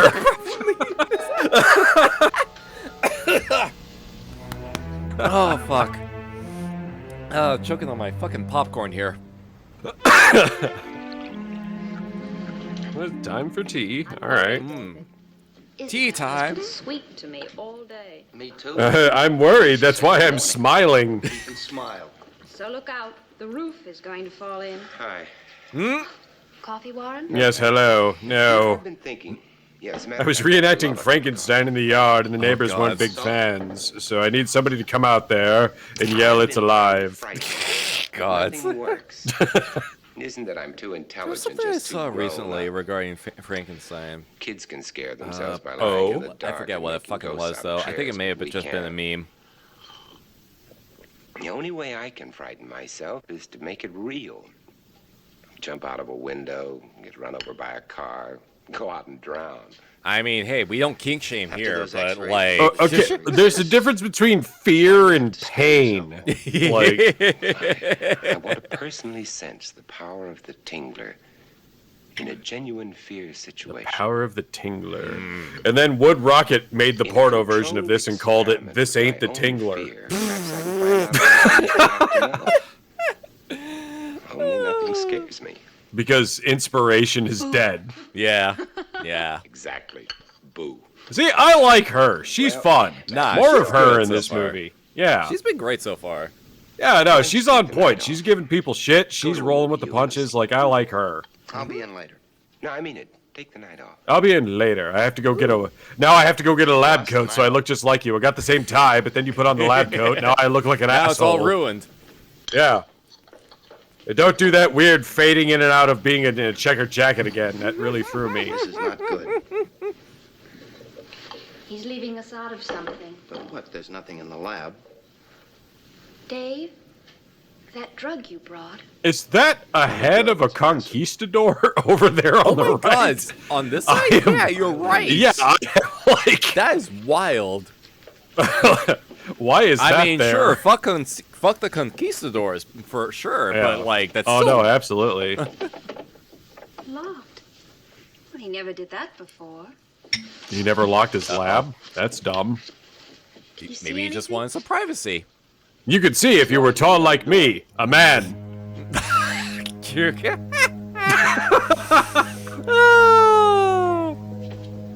Look, it's 59, all right? It's not me saying it. It's the movie. No, like I remind you guys to know. I saw there was some outtakes on from Full Metal Alchemist Brotherhood, and one of them is like Edward Elric, like where Vic Mignogna just doing a little off-script quip, and I'm like, that's just Vic Mignogna being a fucking misogynistic prick like he actually is. Oh shit. Nah, he's not a great person. What's he doing now? Like good voice. That's why I don't watch anime. Good voice actor, but massive Bible thumping piece of shit. Well, no, it's the same thing with like Guy Seehee from Silent Hill 2, the original Silent Hill 2, the voice of James Sunderland. Like he's a piece of shit, but I will still always respect his performance in that game. Yeah. As much as I hate Silent Hill 2, and I think people don't understand Silent Hill 2, as evidenced by the remake and all the women that are simping over James Sunderland thinking they can fix him. I'm like, that's kind of the point. You can't. As someone that has never played a Silent Hill game, that I can't really comment on that. You should fix that and start with the original. I've been meaning to one of these days. I mean, no, hell yeah, dude. Body. We played Hollow Body, which is like Silent Hill coded, but it was kind of weird and didn't really take advantage of the psychological horror aspect as much as I hoped it would. Granted, they did put out an update at the end of October that added some stuff. Sharp stinging sensation. It's like, well, I suddenly feel very groovy. Is he alright? As far as I can tell. How's he doing in there? He's doing drugs. Definite blurring of vision now. Oh shit. So basically, what he's doing is shooting himself up with fear. Yeah, I believe is what's happening here. Concentrated fear? Yeah, and it's because he doesn't get scared. What does that stuff do to you? Well, for one thing, What can I tell you? You're wide awake, but you're having nightmares. Oh, so it's acid. Yeah. Let's go. Blurring of vision is So it's like LSD. been replaced by distinct rocking. I suddenly feel like going and watching Pink Floyd's The Wall. LSD was legal during this time frame, wasn't it? In 59? Was it? I don't know. LSD was never legal because LSD is made of cleaning chemicals that you have to have a license to order. Like specifically LSD, the psychotropic substance. There's offshoots like mescaline and stuff like that that are made from different things. Also, there's magic mushrooms which occur organically. Yeah. But LSD in particular is a combination of chemicals that induces a psychotropic state. Gotcha. That was something that, was manufactured by people. Okay. No, never legal. Never legal. Gotcha. Just something that people got a hold of and somebody thought up, like meth. Yeah. It's like, hey, what if I boil this aluminum screen and a bunch of shit I found in the shed? Oh, jeez. Like, oh, hey, this makes me feel groovy. Oh, no, my teeth are falling out, and I look like a fucking extra from The Hills Have Eyes, but... Yeah, oh yeah, he's going that.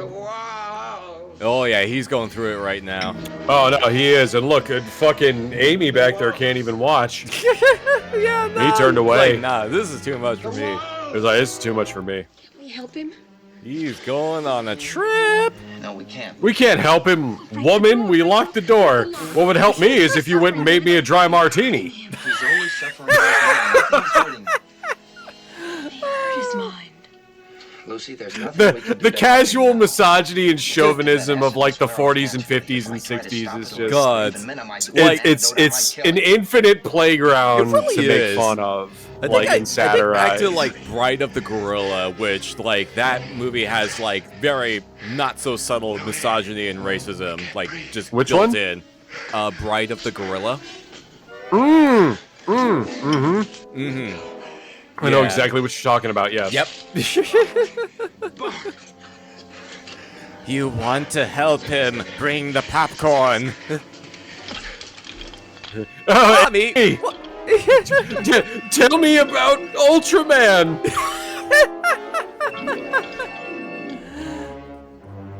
Oh, that's... Oh, shit! I suddenly remembered to kill my ex-wife in an acid pit. Whoops!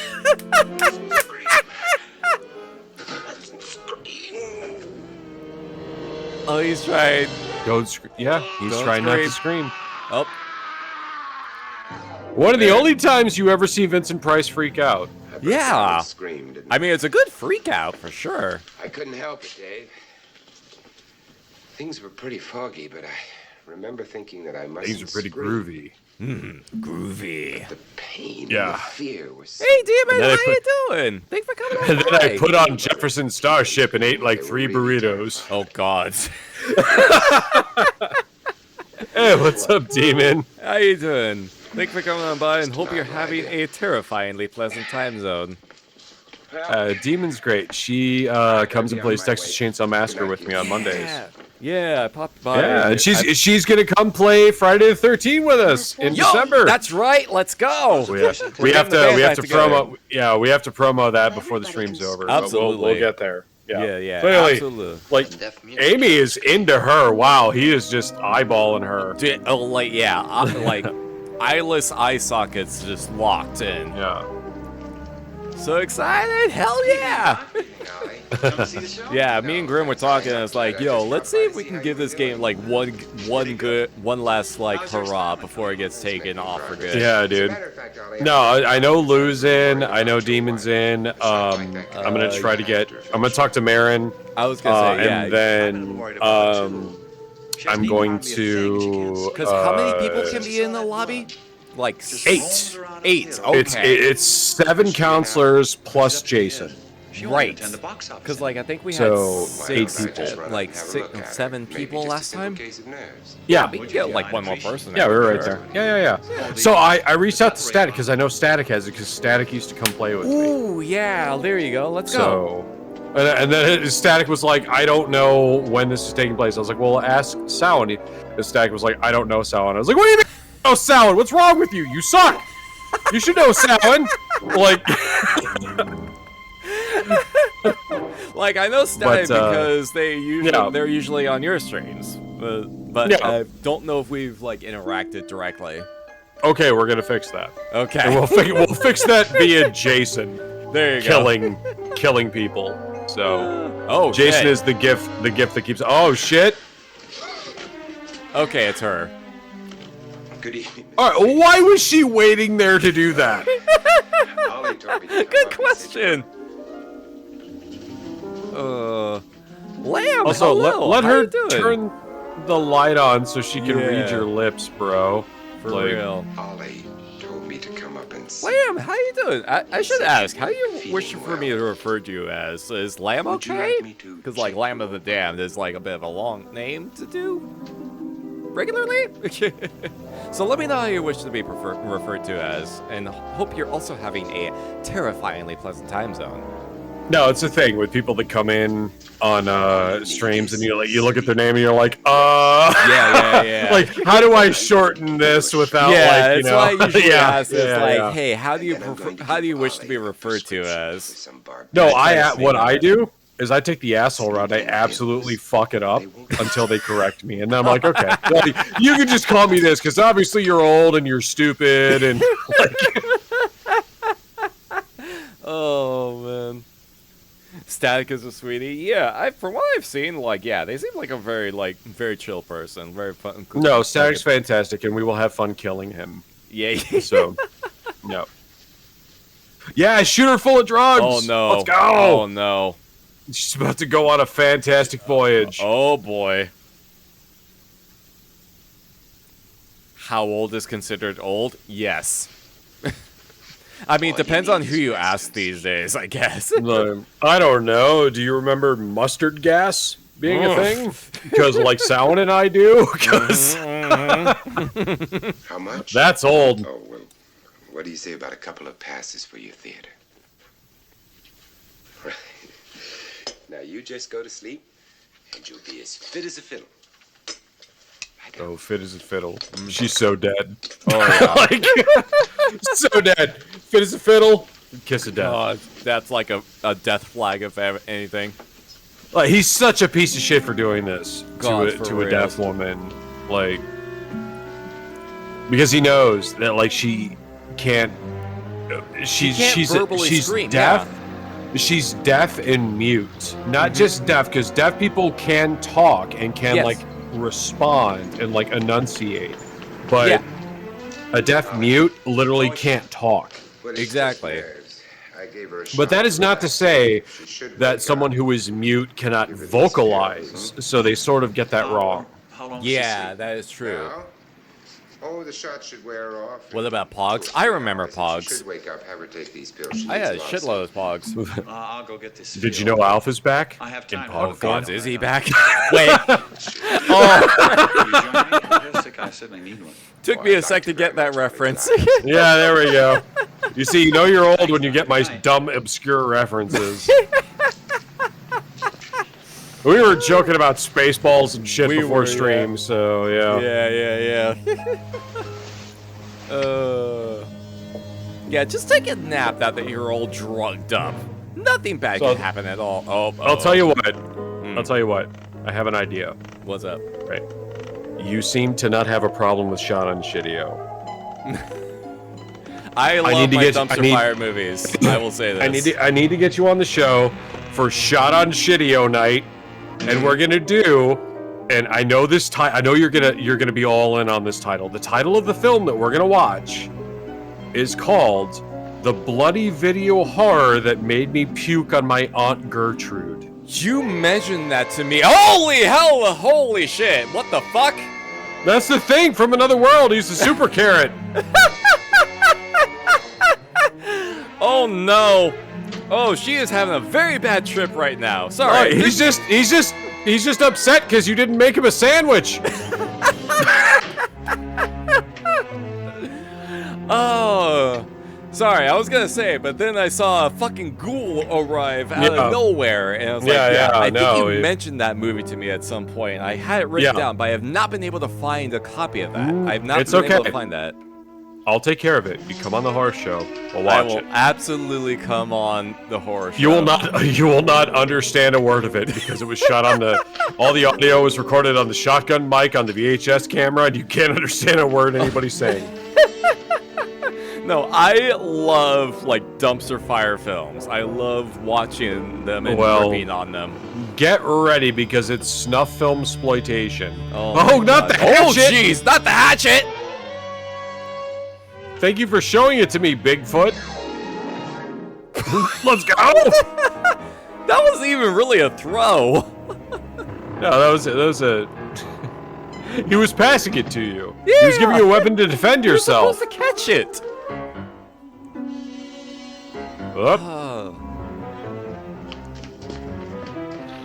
Also, I think this is like this is very fascinating to watch, especially with like a non-vocal character. Mm-hmm. There's the color. There's the color. Let's go. This is the version. This. Yeah. Let's go. I was wondering if this would be that version. Yeah, because the following year is when we got Psycho, and that was the black and white Bosco chocolate syrup for blood. Yeah. That. Oh shit! I love it. I love it. How wild. vivid, jarring. Yo. Yeah, here we go.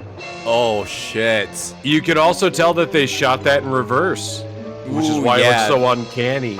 Yeah. That's an underrated trick, like filming something like in reverse and then just the reverse shots work. Yeah, absolutely. You can also tell this is a composite shot. It's not happening on the same screen, which again, like sort of like leads to the uncanniness of what's happening. Like it's a nightmare. Yeah. This is like Proto Argento. Cause of death: fright. Oh my god. Cause of death, the thriller.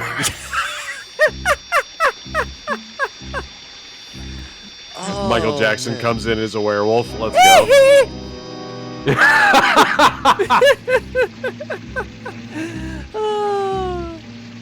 See, God, but I she still can't love that music scream. video. No, that is the greatest music video of all time. Shut the fuck up. Nobody's allowed to argue with me. If you argue with me, I will come to your house and I will burn it down and cut your hamstrings. It's like a and watch you 13 either burn to death or crawl outside. It's like a 13-minute long music video. It's fucking Oh, it's great. so good. It's the greatest music video of all time. Exactly. Like, And Vincent Price does a narration at the end of that song. He does the mid-song narration. Mm-hmm. When the zombies wake up and then they start dancing like with amazing choreography. Hello. God, yeah. Like, Hello? hello? Hello.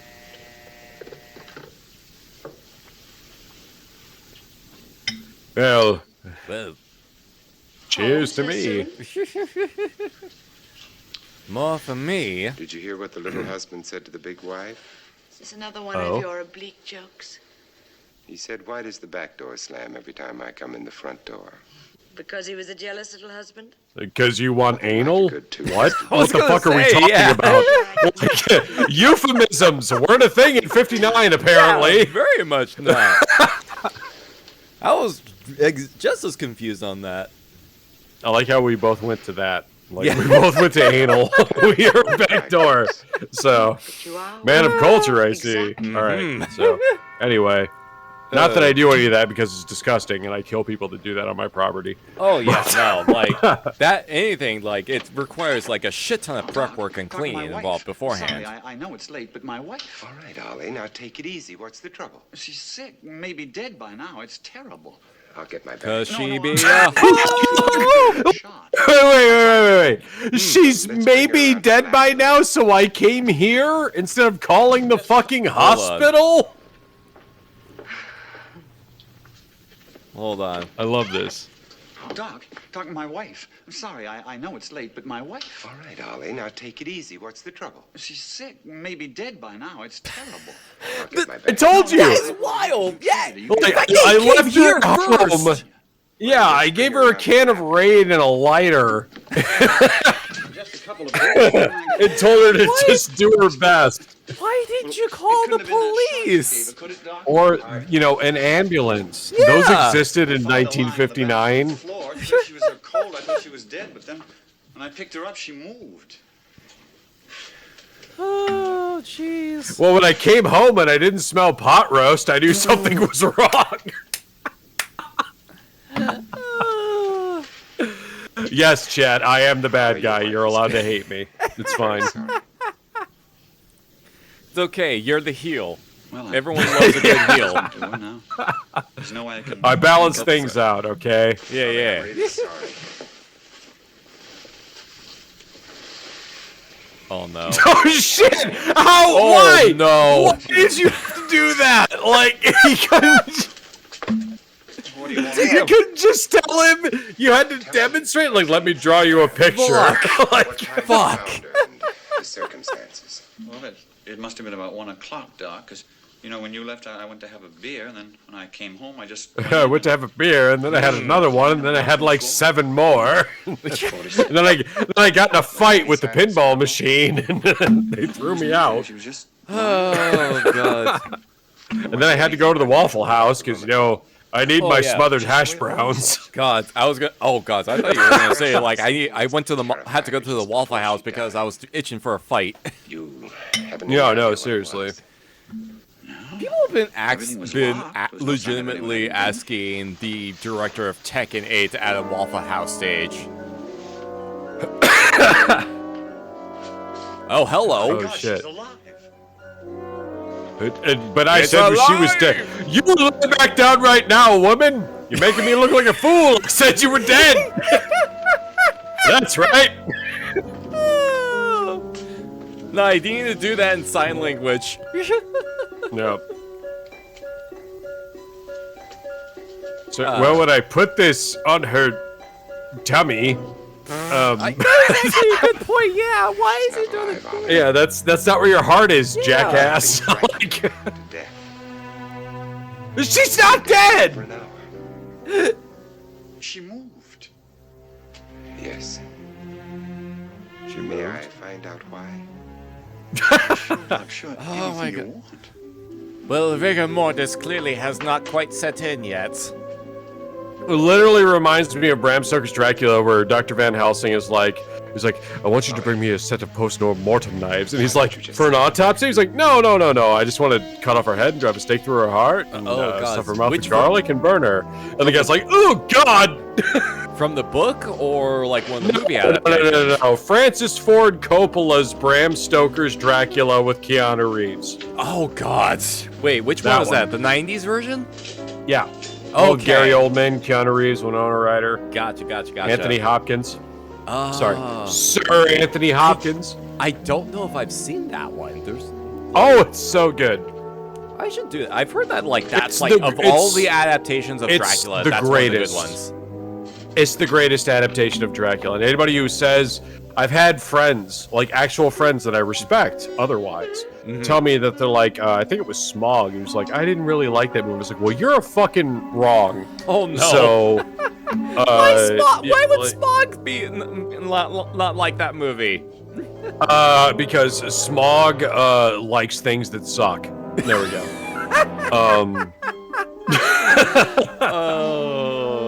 Nah, we love Smog here. Oh, no. Absolutely No, amazing what's fucking happening? artist. Oh! Oh no! Wait. Oh! Whoa! Did we take the Tingler drugs? Oh god! So are they trying to suggest that every person has a Tingler? Yeah, I think that was like the thing. Jeez. Like we all have this monstrous centipede with little grippers on our spines? I think that was like the thing they were trying to imply, yeah, like anyone could have this thing in them at any given time. That is so fucked up. Yeah, we are all pregnant with the weird centipede thing. We are all just puppets of the Tingler. It's like, check this out, I found it in your wife's back. It's weird, right? It's probably gonna win me a Pulitzer. God. Oh, the beating, the heartbeats, though. Uh-huh. That is not big enough for the Tingler. That's not gonna hold that thing. Nope. Oh. Make noise! It's gripping. You have to make noise! Scream, chat! Scream, chat! Scream! That's the only way to keep it controlled! Yep. That's the only thing that keeps the Tingler from crushing your spine! Is the fact that you react to YouTube videos and streams and jump scares. That's the only reason you're not dead. Like that deaf woman. That Vincent Price totally killed, but is gonna gloss over that fact. No, it's for science. It's for science. Science! Science! She blinded me with the Tingler. She's not even bothered by the fact that there's a corpse in the room right now. Yeah, and you're not, nobody's, like, bothered by the existence of this giant centipede monster that's on your spine. She is just down. Yeah, she's down for this. She's into it. Yeah. Is there anything I can do for your arm, dear? Thank you. The little feet are kind of hilarious. I'm like, surprised. He's got like the little 3 toes like E.T. Yeah. Only he's not a sentient penis like E.T. was, which we'll get into should we ever talk about E.T. Uh-oh. What? Oh. All right, well, you got to remember the order you put those in now. Yeah. Yeah, Conquistador knows. We better call a funeral parlor. Oh, no, darling, not in the middle of the night. Speaking of which, I'm going to have to step away for a minute, so I will be right back. Oh, you want me to pause the film, or? No, you can keep going. Okay, you can keep going. You're good.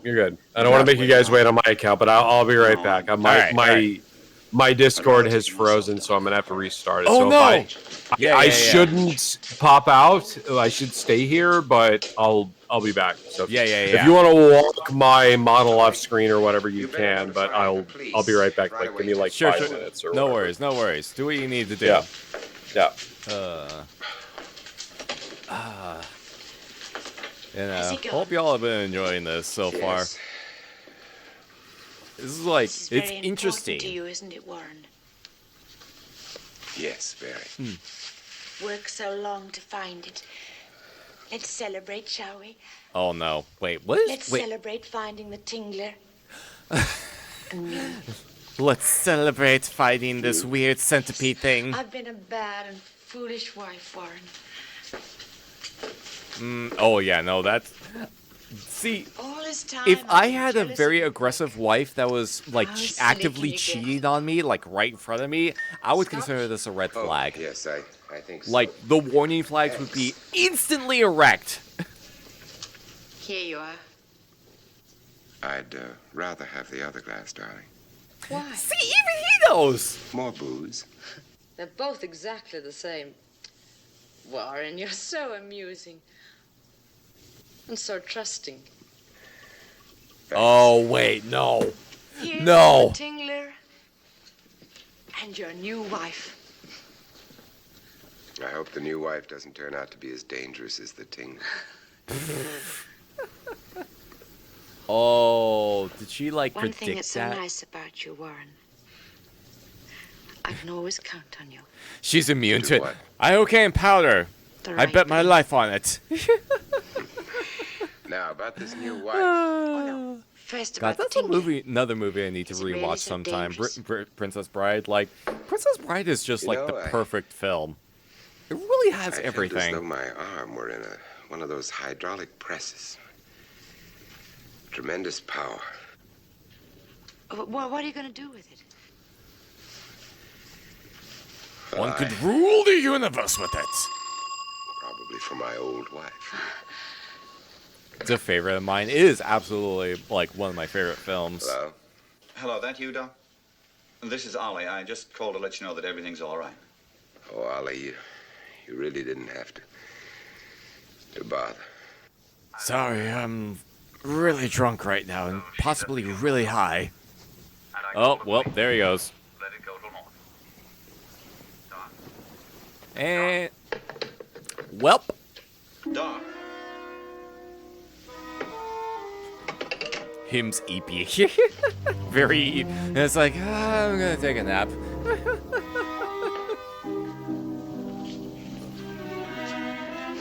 Oh, just moved it. Just moved the body. Wait, what? Wait, what? What? I'm sorry, what? All right, I unfucked my Discord. What did I miss? Sorry, I'm rolling this back because like You're rolling it back. mask! Okay. What the fuck? Yeah! So he was trying to kill his wife. What? Yeah! Oh my god! The plot thickens, chat. Yeah. This plot is thick in the ridic. Fucking for reals. Like Vincent Price took the drugged alcoholic beverage. Oh, you fool! You foolish fool! And he like predicted it as well, but then she was like doing 4D chess. All right. Oh. So I guess his wife is just now sleeping, and then the mask. Wait, he cut her open and took the Tingler out. What? Yeah. How is she sleeping? What is happening? I don't remember any of this. No, I'm like losing my shit because of the fucking ghoul mask. What is that? What? That's like. Is that supposed to be? No, he was the hand in the bathtub. Well, how did he make himself have color? This was 1959. There was no color. Yeah. Everything was black and white, as you see. Like, how do you do that? Like, what the fuck? The movie is wild. It's insane. It is, demon. God, no, this is the thing I also love about House on Haunted Hill, where it's just like, it just gradually escalates, and then it just becomes just batshit insane. Mm-hmm. Did you see the 1999 remake of that? I I have not. Oh, it's so good. Jeffrey Rush plays the Vincent Price character, and his actual name is Price. Really? Which is an homage. Yeah, and he's got the pencil mustache and everything. He looks fantastic. Oh, that's it's amazing. No. And he's a guy who does like fear theme parks that are designed to scare people and shit. It's so good. Oh, look at him! Look how adorable he is. Look at the boy. Look at that. I just want to give it Look head at him. pats.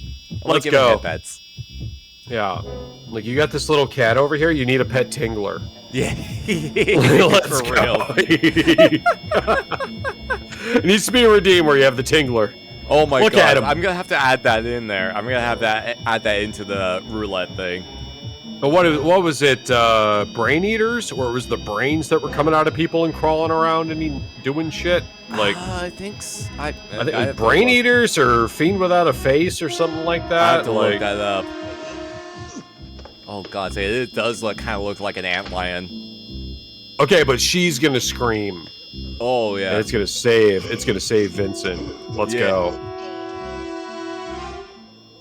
So the Tingler, she's like, it's bullshit. Like it's fine. Okay, no, but now she's got a better angle. She's not in the same room. Yeah. So she just hears him choking. Okay. He's like, no, I almost came. There we go. Scream, chat! Scream! Scream! Yep, it paralyzes the Tingler. Here we.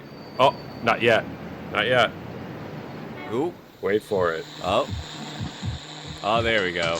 Wait. There we go. Oh, he's got the Rosmarius from fucking Bloodborne. Yeah, that is. Let's go. Wow. Holy shit. He's got the flame sprayer.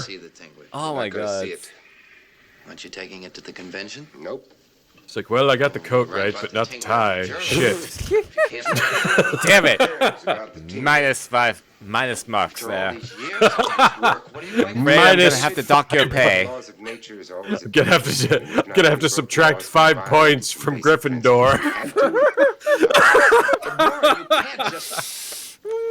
Hear me out. No, you're a transphobe, Harry. Oh my god. Look at that Tingler, Dave. It's an ugly and dangerous. Yeah, we all know J.K. Rowling is just the mold from Resident Evil 7. So, like, absolute piece of shit.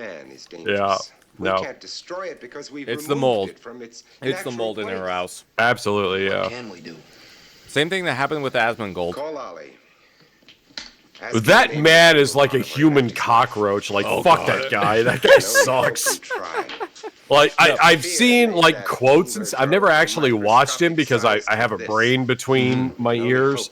But, like, I've seen, like, his takes on stuff, and I'm like, why the fuck would anybody who, like, over the age of 12 watch this guy? No, he got banned on Twitch, and then all of a sudden he started changing his tone. And I was like, oh, wow.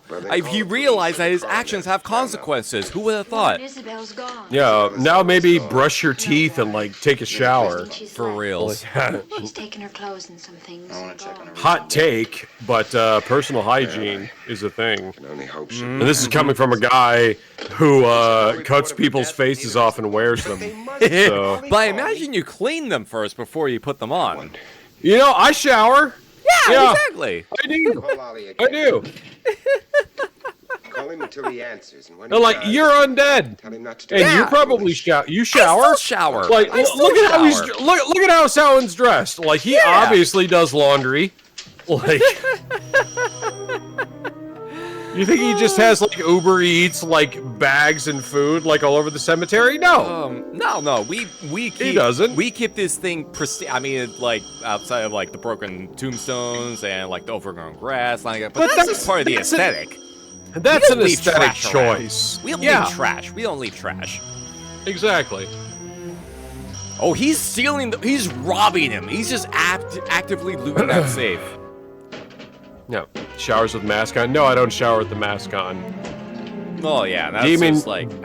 Demon's one of the few people who's seen me outside of the mask, so she knows how ugly I am, how fucked up, why I wear the mask. So, yeah. Nah, I imagine you are quite handsome under the mask. No, we're talking like part 4 Jason crossed with Cropsy from The Burning. If they had a love child, that's what I look like. Oh. Where is she? So, yeah. You lie. What's in there? You lie. You lie! Oh, shit. Oh, shit, he found him out. Busted. Killed her. No, I didn't. Nailed it. It's like, but it's for content. To death. And this. Oh Now, my where is she? God. What did you do with Look, her? I tried to get her to dress like Lucario, but she wouldn't do it, so I had to kill her. I got you again with the Pokemon reference. Oh, fuck. She wouldn't do it, and then I told her to say, "Oh, what a lovely tea party," and she refused. She said it was weird. Kill me if she couldn't. She tried to lots of times. Oh my You don't know fuck. what it was. Gotta catch them all. Gotta catch them all. Pokemon. She went dressed like Lucario and do the fucking One Piece rap. Oh my God. I love it. I love it. Oh, it's breaking out. With the sheer power of its will, it breaks out. Break. Let's go. What are you gonna do, Doc? Now it's gonna get in a car with Hunter S. Thompson and go to Vegas. So that if it can die, it will. Then I'm gonna call the police. If it bleeds, it dies. Yes. If it bleeds, we can kill it. Ah! Hear me now, believe me later. What killed the dinosaurs?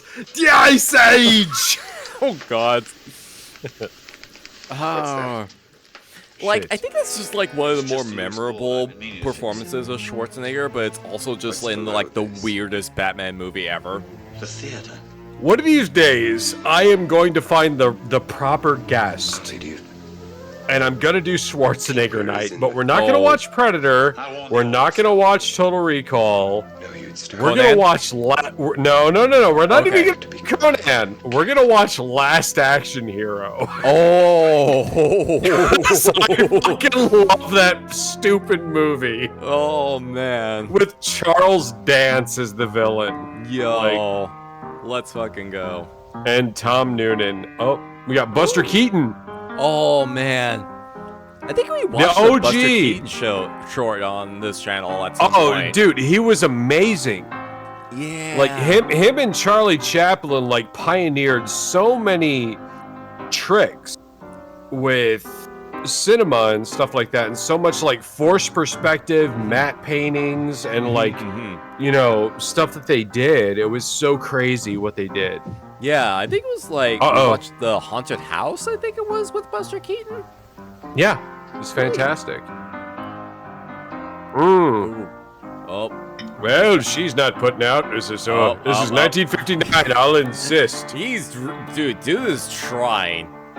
Don't hinder me. I'm the government's agent, and David Kinnaman too. I don't know what that means. Shoot! Damn! Today's Friday in California. Dude, this guy is desperate. No. Oh shit. It's like, all right, fine. I'll jerk myself off in the popcorn. It's fine.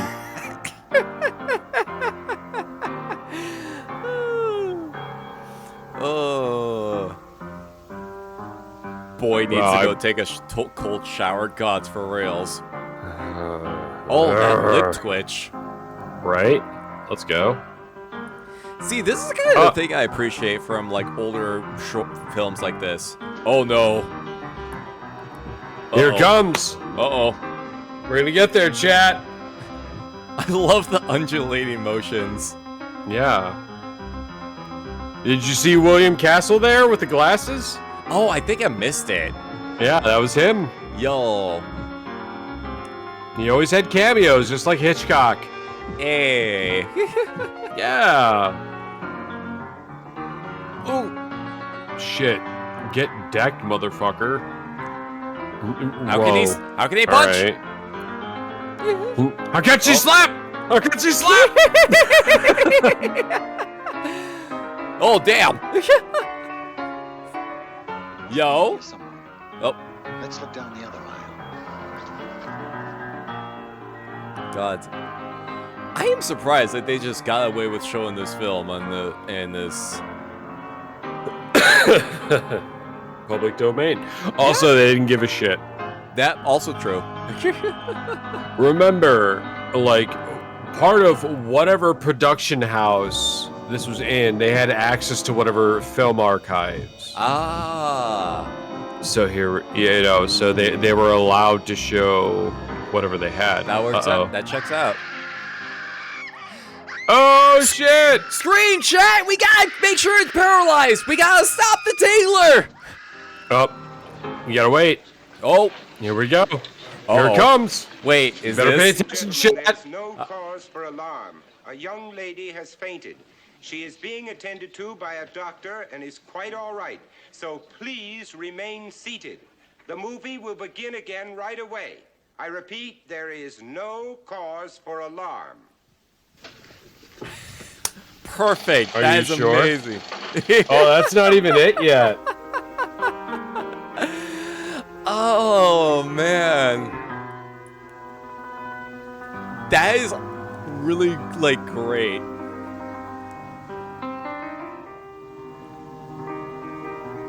Oh man, He says there's no cause for alarm, Ah? but and yet, Responsibility. conquering his broken body drove him on. Oh man. Literally what it feels like to play Red Dead Online. Oh man, I can only imagine. Why can't we see it? Why can't they see it? Oh shit! Oh shit. Let's go. In the darkness upon him, a single determination lived. He must keep the horses on the road and he must deliver the mail. Yes, Kevin Costner in whatever the fuck that movie was. The Postman. There we go. Postman, there you go. Yeah. Oh shit! Here we go. Oh fuck! Remember, chat? You gotta spam these emotes. Spam the screams. You gotta do it. Tingler's on screen. He's gonna get you. Scream! Ladies and gentlemen, please do not panic, but scream. Scream for your lives.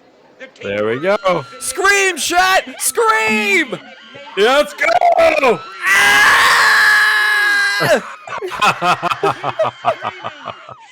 Keep screaming! Let's go! It's in this room! It's in the cemetery right now! Oh, fuck!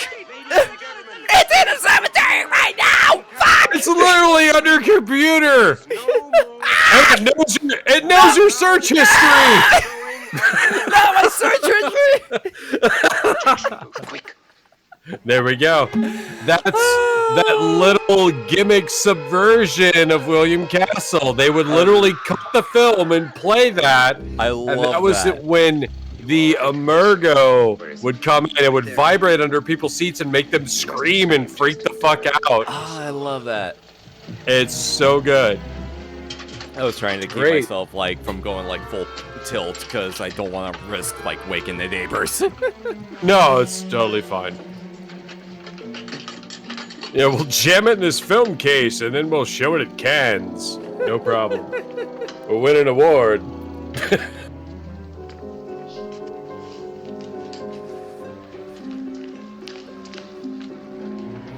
So it was timed. It was, yeah. When they had this film playing in cinemas, they would have this box under the seats that would cause them to vibrate at certain points in the film, and that was one of the major points where it would do like, you know, there would be like one and then the other and then the other, and then at this point in the film where they do that break and the screen goes black, all of the seats vibrated at the same time. Oh, to freak people out because it's playing in the theater and you got a black screen, you got a dark theater because this is 1959 cinema. where it wasn't that they lowered the lights, they fucking turned them off. Just killed it completely. So it's pitch black and your seat's vibrating and they're telling you the Tingler is down there. So you can only imagine how people felt when this happened. And then the great thing about this is with no internet. Oh, yeah. People coming to see the movie were not spoiled on this gimmick. And that's how it was allowed to sort of like propagate and perpetuate. And that's why William Castle's stuff is so memorable. Because it existed in this vacuum of an era where people could not share experiences with each other unless they knew each other. See, I have this this thought process with when we were watching like the Phantom of the Opera, and I can only imagine the reaction of everyone in the theater when the Phantom's face was like fully revealed. So are you talking about the 1925 Lon Chaney film? Okay, so Lon Chaney for that film in particular never let anybody see him putting on the makeup. He came out as the Phantom. Yeah, and no one saw the makeup until it was time to actually shoot that scene, if I recall. Until the unmasking scene, And then even during the rest of the film, he would come in as Lon Chaney. He would go into his dressing room. He would come out as the Phantom. And he literally put himself through hell. He taped his nose back. He put wire in his eyes. It was a lengthy process. Like mortician's wax on his cheekbones. Yeah. And he came out transformed. Oh, this is happening. Yep. I'd still smooch him. Yo. Well, Eric is a very misunderstood character. Very much so, yeah. Oh my god. Yo.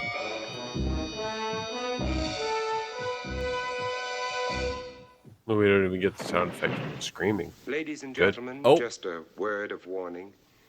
If any of you are not convinced that you have a Tingler of your own, the next time you're frightened in the dark, don't scream. Oh, let's go. Yo. That's so we got like a little like Tales from the Crypt come up and there in the end. Oh, that's so good. That's so fucking good. Yeah. Oh, dude, I am a fan of that whole little bit. Like it takes a while for like the bit to actually like come up, but when it does, like it's really interesting because like you can see like it's mixed. I wasn't sure when I was like doing the research on this. I wasn't sure if they like cut the film out or cut the film or pause the film or anything like that and let the narration like feed in elsewhere. But like no, it's big. It's baked into the movie itself. And it's brilliant. The gimmick is the climax of the film, which is fucking ingenious. Yeah. It's especially for the time period, because like I said, like there's no internet, there's no way for people to tell other people coming in like what's gonna happen. You're gonna have people coming out like, oh my god, that was so fucking scary, like that freaked me the fuck out. Or whatever the 59 equivalent of that is. But that is one of the great things about William Castle's films, and this era of filmmaking in particular is because it is sort of like allotted a mystique to the movie-going experience that we don't have anymore. Oh yeah, very much so. So like the only thing you could do that would like, and one of my great like dreams would be to earn enough money to purchase a theater and do rerun festivals of like Evil Dead films and stuff like that, and like literally tell people like, hey, if you come to this movie, wear clothes you don't care about, or we'll provide you with ponchos at the concession stand. There you go. Request, because we are going to pressurize air compressors with blood. So when the fucking Deadites are vomiting blood on screen, you're gonna get sprayed with this shit, and it's gonna be like a 4D experience. Dude, I love that. Like, I went to a screening of The Nightmare Before Christmas, and it was advertised as a 4D experience, and it was kind of a bit of a letdown because the most 4D it got was like when the fog was rolling in. The theater filled with fog as well at the same time. That was like the extent of the 4D experience. I was like, it's still The Nightmare Before Christmas. Like, it's still a good watch. Dude. Yeah. I'm talking fucking like wiring the sheets for vibration. I'm talking spraying people with blood like it's a Guar concert. I'm talking pyrotechnics. I'm talking scare actors. I'm like like the whole fucking 9 yards. The whole shebang. Like with this shit. Yeah. If you're gonna do it, do it. And the thing about this is like those gimmicks and the idea of doing that stuff. William Castle, who was born William Schloss Jr. And do you know what Schloss means in German? I am off on my German. I should know, but I am off on my German. Schloss means castle, and that's why he changed his name. There you go. There you go. Yeah. Reminds me of hearing about the Rocky Horror Picture Show showings. Oh, did they do anything for Rocky Horror Picture Show? It's like get up and do the time warp. Like get up and dance along with the fucking screen. Like, that is literally what the midnight or 3 a.m. Rocky Horror Picture Show like reruns was audience participation. Like, because I've been to Evil Dead, I've been to Army of Darkness, I've been to Versus, I've been to a whole bunch of different rerun festivals where it's like encouraged you to get in on the experience of the film. And, they had like giveaways of like posters and stuff like that. But they also, depending on what like your seat number was and shit like that. But also like having sort of like this sort of like immersion happening in the theater is the idea of like, bringing the audience in on this experience and it, making it like a fucking theme park ride. Yeah. And that is, that's something that is sorely missed today. 3D doesn't cut it. 3D is great. Don't get me wrong. Yeah. When done right, 3D is awesome. Oh, yeah, absolutely. But the problem with 3D is that it is usually half-assed. Yeah.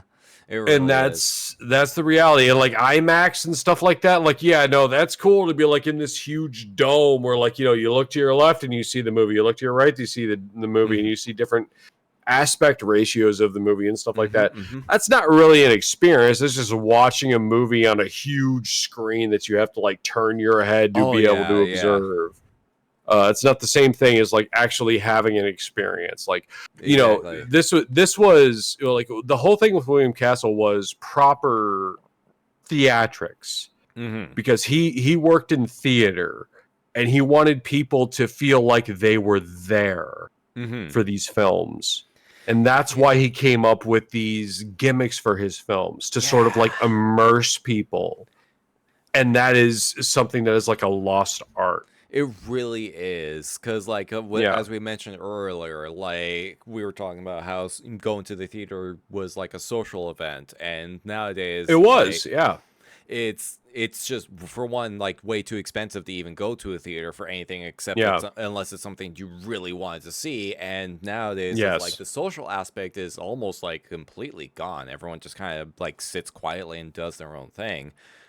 They don't even do that. Like it's either it's feast or famine. Like you either go to theater and everybody's quiet and they just watch the film and they enjoy it, or you go to a theater full of loud assholes who are on their phones making phone calls and all this bullshit, or they're laughing and throwing shit and being fucking annoying, and it ruins your experience. Like there needs to be more places that like strictly like ushers need to be a thing. There needs to be people. There need to be like you need to pay people to go into these fucking cinema like theaters and be like, hey, that's twice now you've been on your phone. Yeah, they used to do that kind of stuff. Fuck you, get out of here. And like it's like it's strictly like listed on the front when you come in and you buy your ticket. It's like, hey, if you're on your phone, if you're making phone calls, if you're recording the screen, if you are talking, if you are causing a disruption, you'll be warned once and only once. And beyond that, you're kicked the fuck out. No refunds, no bullshit, no arguing. Fuck you. Exactly. That's how it should be. I agree, yeah. Oh, man. Just a couple of fucking old people just ranting about how the theater experience should be. Yeah, old men yell at clouds. That's what this has turned into.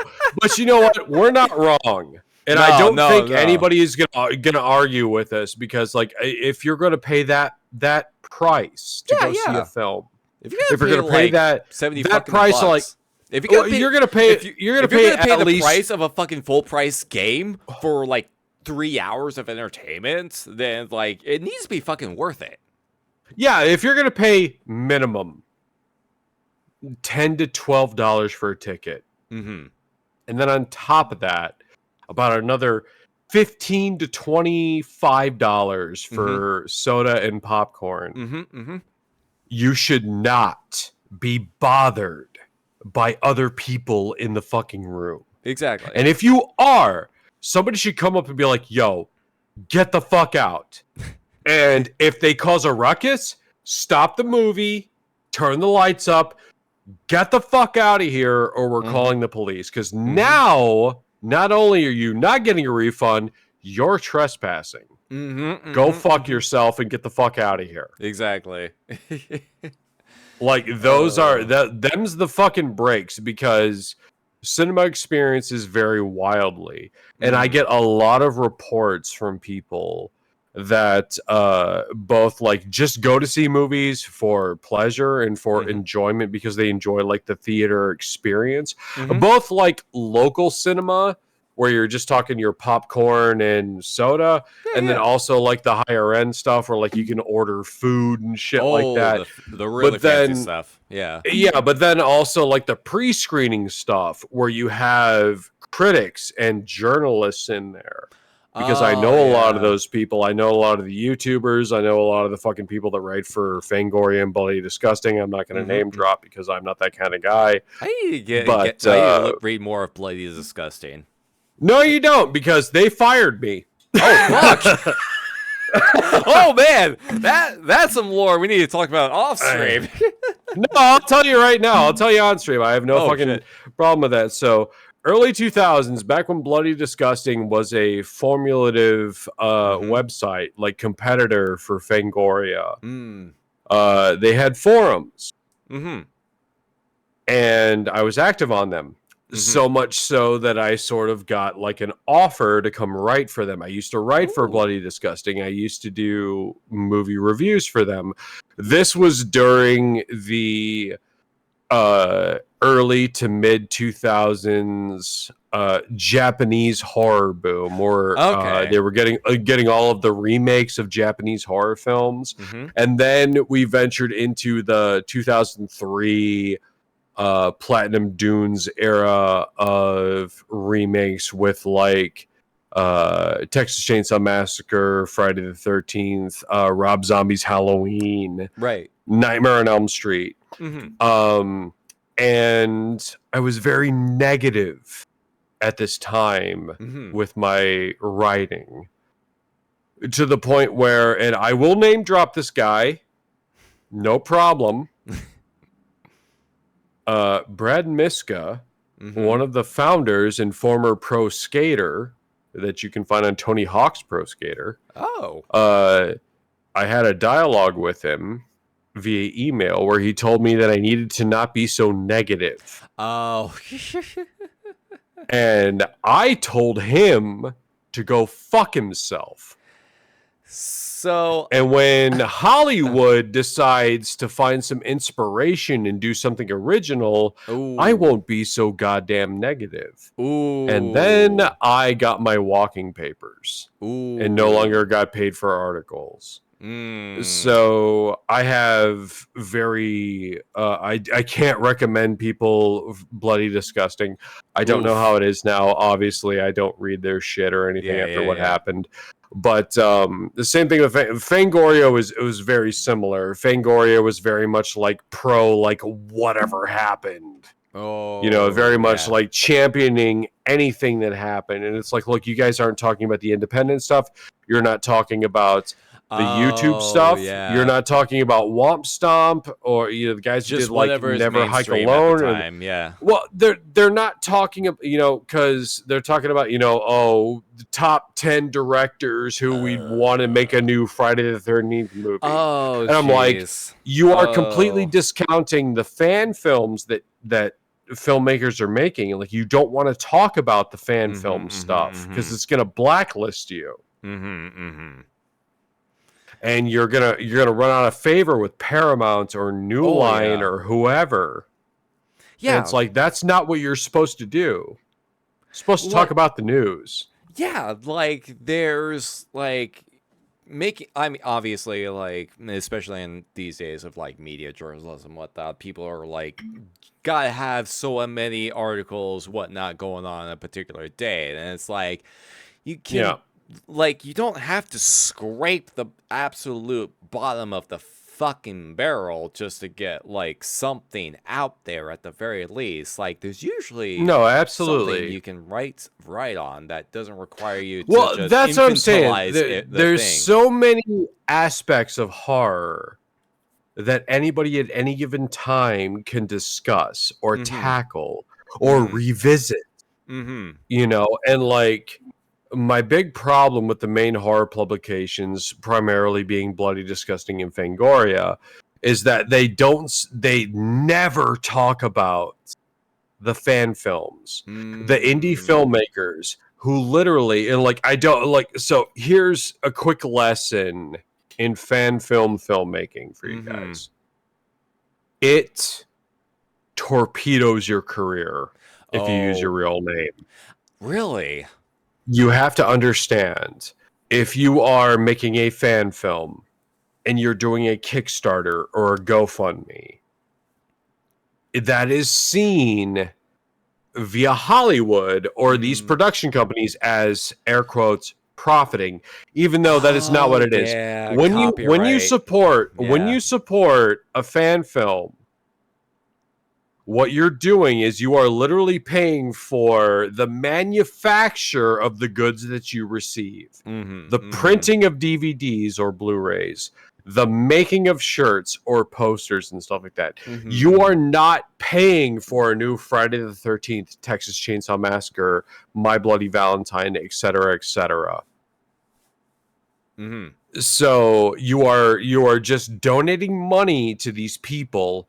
And what you get in terms of perks is sort of like a byproduct. That is the legal loophole of fan filmmaking. And the problem with it is that Hollywood and production companies have a list. And they look at these filmmakers and they say, you did this and we own this copyright and fuck you. We're not going to support any original projects or fucking movies or applications that you submit to us because you did this and flew in our fucking face. So they are literally sticking their necks out to sort of preserve and continue the legacy of these films that we've all come to love. Friday the 13th, Halloween, Nightmare on Elm Street, Texas Chainsaw Massacre. What's the last good Texas Chainsaw Massacre movie you saw? You can't answer me. I guarantee you can't answer me. I watched the 2017 version of that version? The 2017 film? The Netflix one? Is that what you're talking about? Yeah, was that good? Was that great? Was that Texas Chainsaw Massacre? Was that as good as the original 1974 film? I don't think I've seen the original film, so I can't really compare. But even like with my limited knowledge, okay, hold on a sec. We got to grind the stream to an all. You have not seen the original Texas Chainsaw Massacre? Are you kidding me? And you claim that you're friends with me? But I will say, even with my limited knowledge of the franchise as a whole, that movie was just like, okay, this is incredibly fucking predictable. It's kind of meh, and they're trying to tie it in with certain other like modern day topics and whatnot, and it's like, okay, I see what you're trying to do here, but it's like nothing about this is really like hitting or anything like that. And so I like that take. Because what you are observing is that Texas Chainsaw Massacre is not a slasher film, and it's not. And that's what they've turned it into. If you watch the 1974 film, you would know that. Gotcha. Now, if you were to watch Sequanda Films, my good friends up in Canada, they made the Sawyer Massacre, which is a prequel to the original film that is true to the original film, and it is very good, very effective. So this might be why, because I don't normally like watch slasher films, because like I'm not really we have to fix that because you're friends with me, so I'm gonna have to come on the I'm gonna have to come educate you on the horror show. We're gonna have to do slasher night. Next time next time I visit you on your channel, we should absolutely do that. Yeah. I literally had I had to do it. I've talked about Texas Chainsaw Massacre till I'm blue in the face because it is my favorite horror film of all time. But I've educated people multiple times on this, and like I can literally do it without like my eyes closed, like underwater. Yeah, see, even Chad is like, next movie, let's go. Texas Chainsaw Massacre is something that we could actually absolutely watch, and I will talk to you about not only the filmmaking process, but also sort of like the ethos behind the film and the reason why it exists. And I think, like, first of all, I recommend anybody that has not seen the original Tobe Hooper classic 1974 Texas Chainsaw Massacre. It's on Tubi. It's free. Yo, let's go. Go watch it. Also, Gideon, thank you for the biddies. That's super appreciated.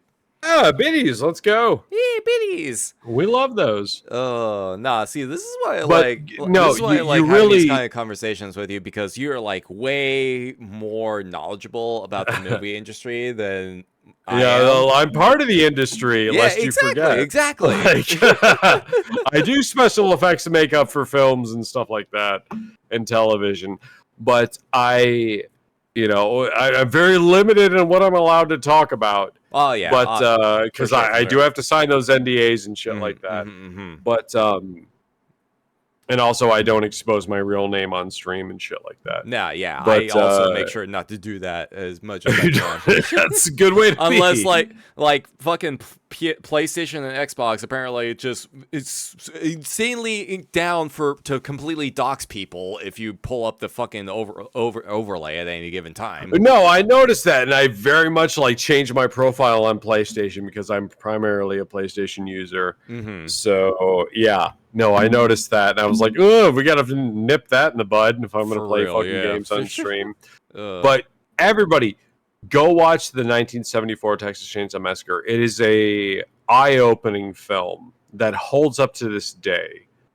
And then come over to me, ask me about this film. I've met Gunnar Hansen. Unfortunately, before he passed away, I was not able to meet Tobe Hooper to tell him how much of an impact he had on my life and my career,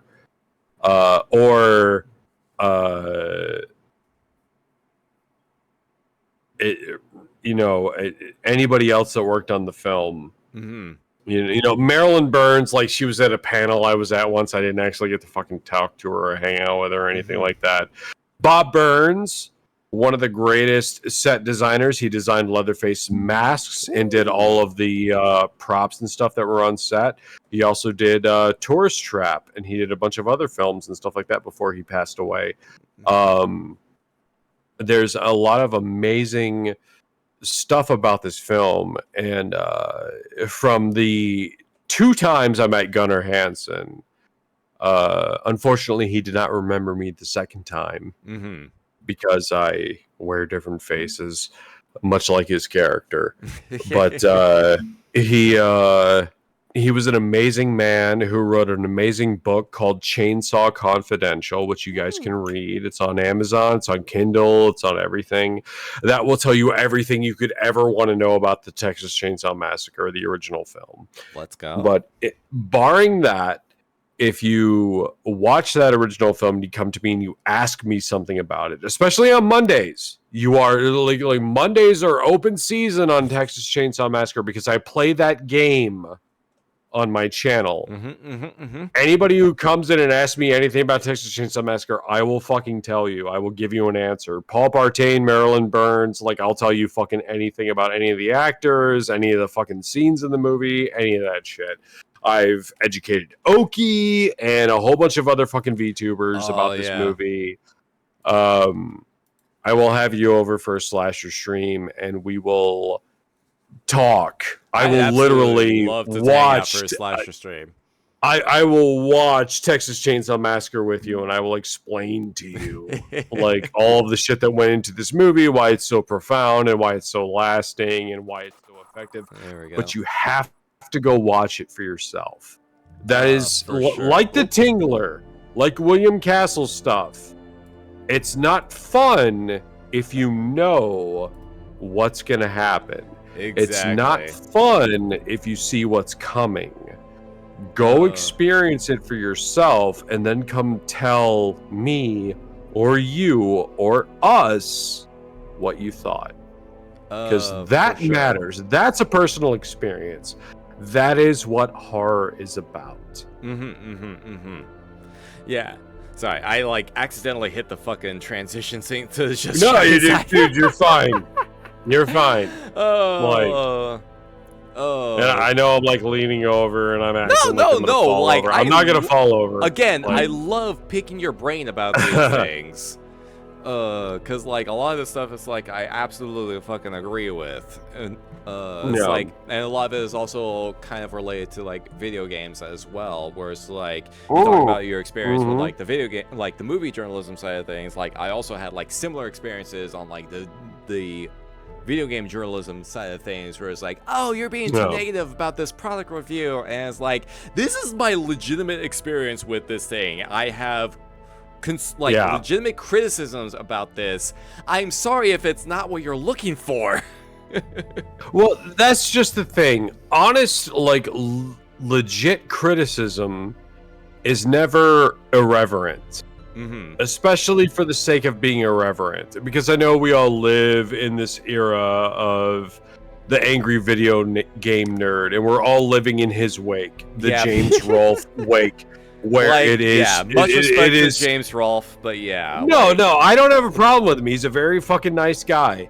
But you know, also a lot of the people that worked with him are very nice people. But the thing with that is it sort of like gave this idea of having to be overly negative for the sake of, like, you know, you guys, it's half and half.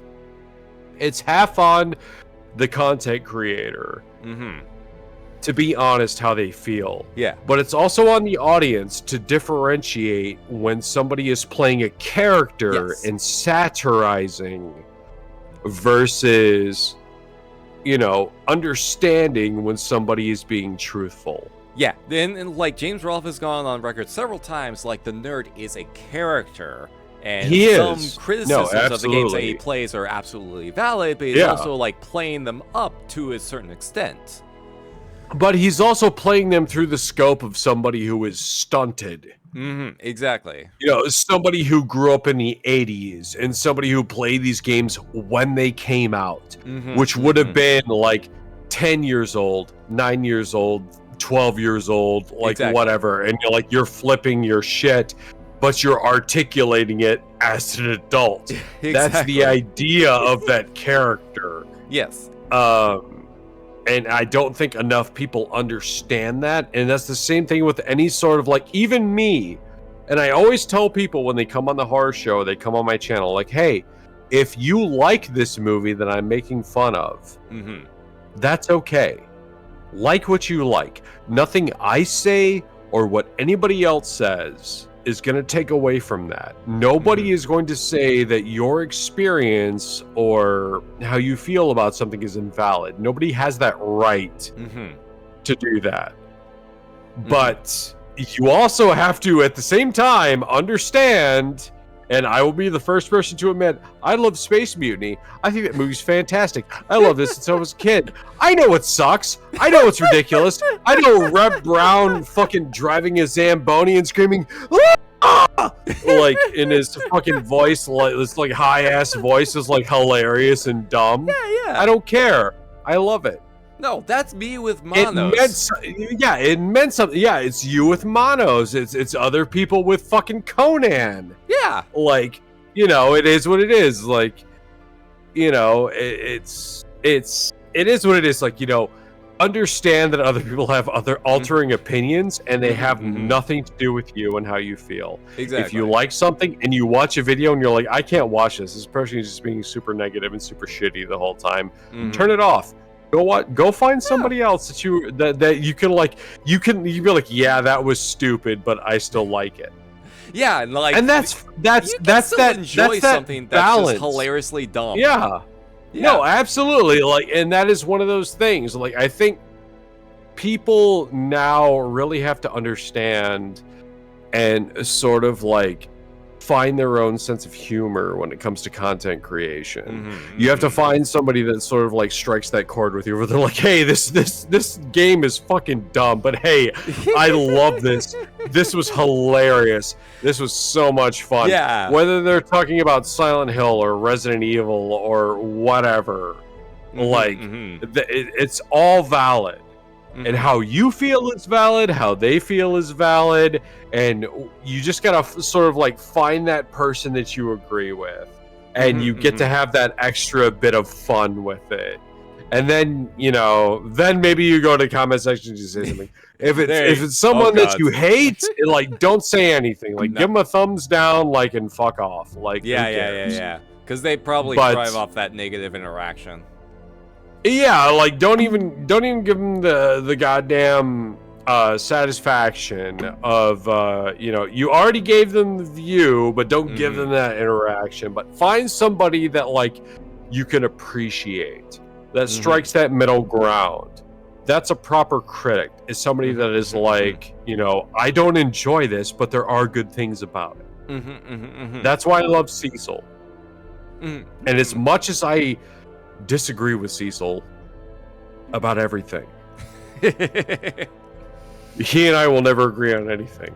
Like, he thinks Nothing But Trouble is a good movie, and I will fucking I will be like, am not familiar with that movie. You are dog shit, and I hate you, and I hope that you burn in hell forever for defending this movie.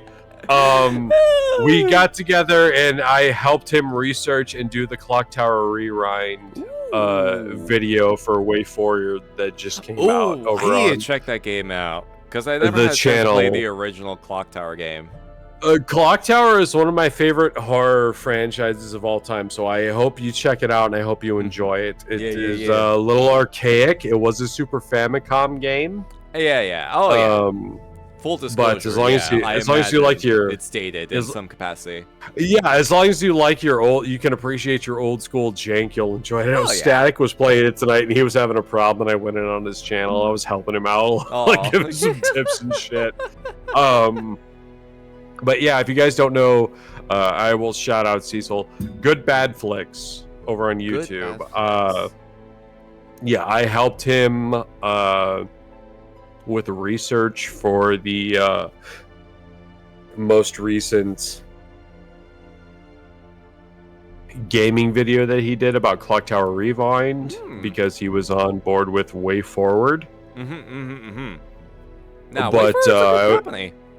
Yeah, no, they're great. They do a lot of great games preservation stuff. That's why I'm such a huge proponent of GOG with preservation and you know, sort of like bringing these classics back to us.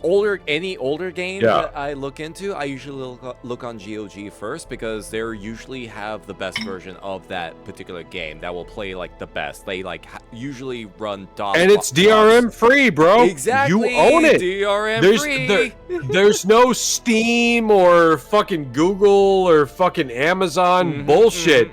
You download this game, it's on your fucking computer. Nobody can take it away from you. You own it. Yeah. You are literally purchasing not only the game, but also the license, and nobody can fucking deactivate it for you. So my only like main criticism of GOG is that it's not as good for like modern games, because most developers usually like update that platform like secondary. I ran into that problem when I was playing with Blasphemous. They do. And GOG updates came in like super fucking late compared to Steam updates, because I'm imagining it's like a different like approval process. But anything like old school and whatnot, fucking get it on GOG.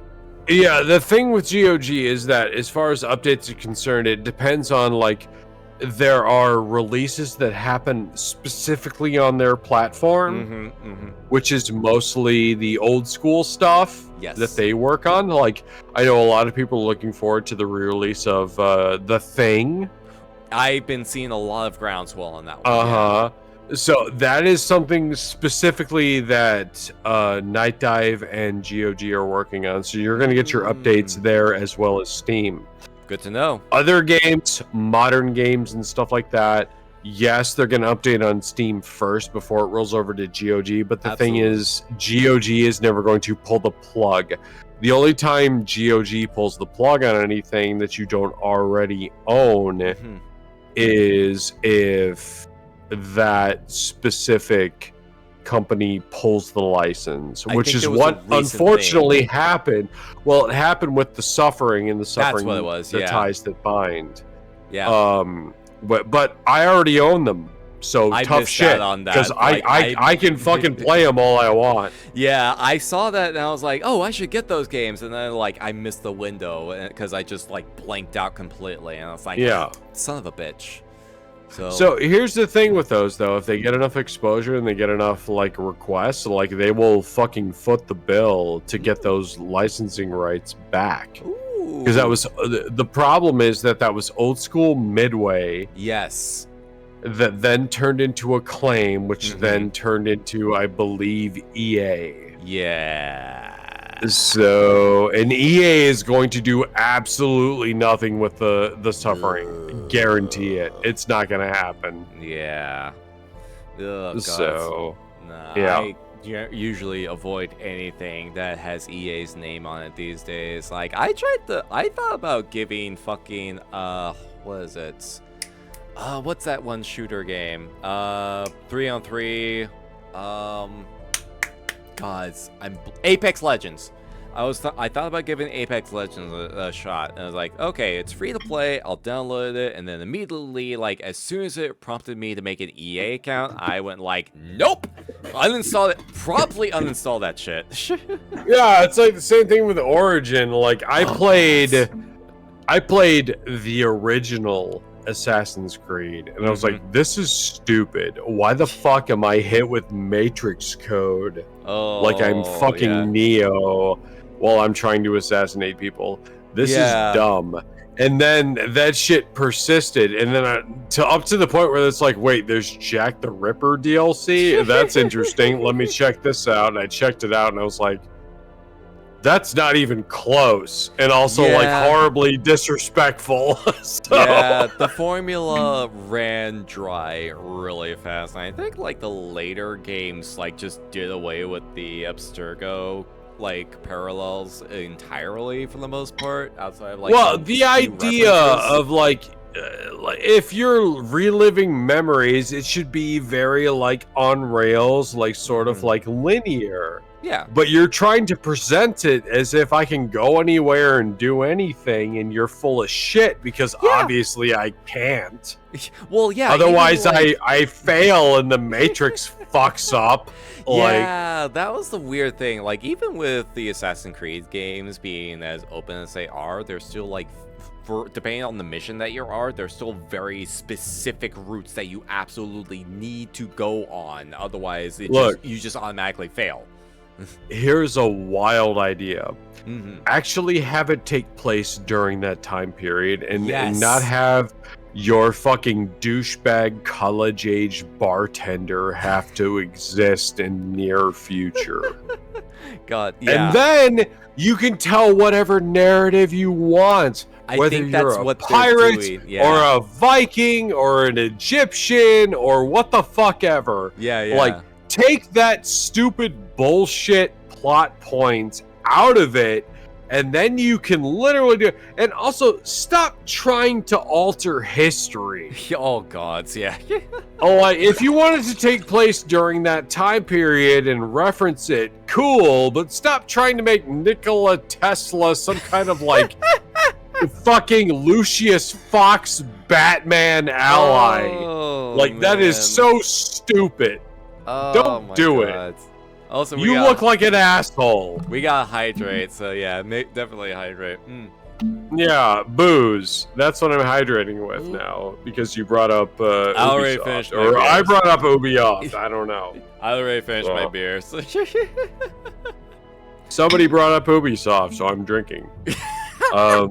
Gods. Like, yeah. There's a very real possibility of Ubisoft just not existing within the next couple years because they're just in that much financial distress. Well, that's what I'm saying. The Assassin's Creed games have sort of like, they peaked a while ago. Mm-hmm. The Far Cry games did the same thing. Mm-hmm. You're doing the same thing every goddamn time. Mm-hmm. And it's getting fucking boring. Really is, yeah. They're just they're reusing the old, like a lot of the old aspect and like ideas, and they're only just now getting to Japan as a setting for Assassin's Creed when I think everyone's just like burnt out on that entire franchise at this point. Well, of course, and on this like Twitter, Instagram-esque climate, the idea of a black or African American samurai is just setting the dude bros off who need their fucking Mountain Dew game fuel and Doritos. That's a whole nother thing. Everything. Yeah. Like an actual historical figure, no less, I believe. Actual historical figure, but misrepresented. I will say that. Mm-hmm. He's being misrepresented in his station and what he accomplished. Because wasn't the actual samurai in question like didn't he serve like Nobunaga or something? I think it was. Well, look, I'm literally like, I've been drinking. Okay. So that's strike one. Strike two is that my Japanese history, like since I only like lived in Japan for like 3 months. Okay. Is not great. Okay, fair. But he was not, I hate to use this term, but he was more of like a showcase or something to be like, look at us. We're not xenophobic. Okay. Like it was kind of like, it was one of those very rare lapses in Japanese culture where they gave somebody like titles and lifted restrictions for a foreigner that they would never do today. Thanks, Johnny Somali, you giant piece of shit. I hope you rot in hell. But it's one of those things where, like, they're absolutely exaggerating his role. Whereas I think a game like Ghost of Tsushima would be something you are better served in playing. And I know they're doing a sequel to Ghost of Tsushima. I'm looking forward to it. I hope it's good. About that game, yeah. Yeah, I hope it's awesome. Like, cause I had the original one over here on PS5. Never played it. Man, I should get off my ass and like enjoy something for myself once in a while, but I don't have the time. Yeah. But Japan's, when it comes to like Japanese like time period stuff, I do kind of know something about it, especially with like their attitudes towards foreigners, because I stayed there for a while.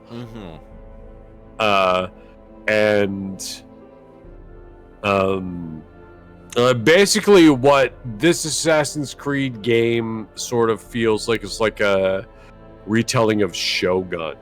Okay. where it's like some dude comes in and he's got a big dick, and you know they're all impressed, so they grant him station and they allow him to like do stuff. And then they take it one step further. It's like, oh, but he's in the Order of Assassins, which somehow means something. Yeah. Because so they gotta tie it into that old narrative. Yeah, with the fucking Templars and shit. I don't give a shit. I haven't cared I don't about know any of this when stuff when the last time the whole Templar and Assassins plotline was even relevant. Like, I stopped playing at, like, Assassin's Creed 2 Brotherhood, and that game was, like, the turnaround, you could feel the turnaround time on that game. It was not great. Anymore, who could possibly give a fuck? Yeah. It's like how I feel about it. Yeah. It's like, stop, like, you know, bring it home, and then do something original. Either make it take place in that time period, so you don't have this like anonymous like glitch in the Matrix bullshit, like YouTube content that we watched before the Tingler.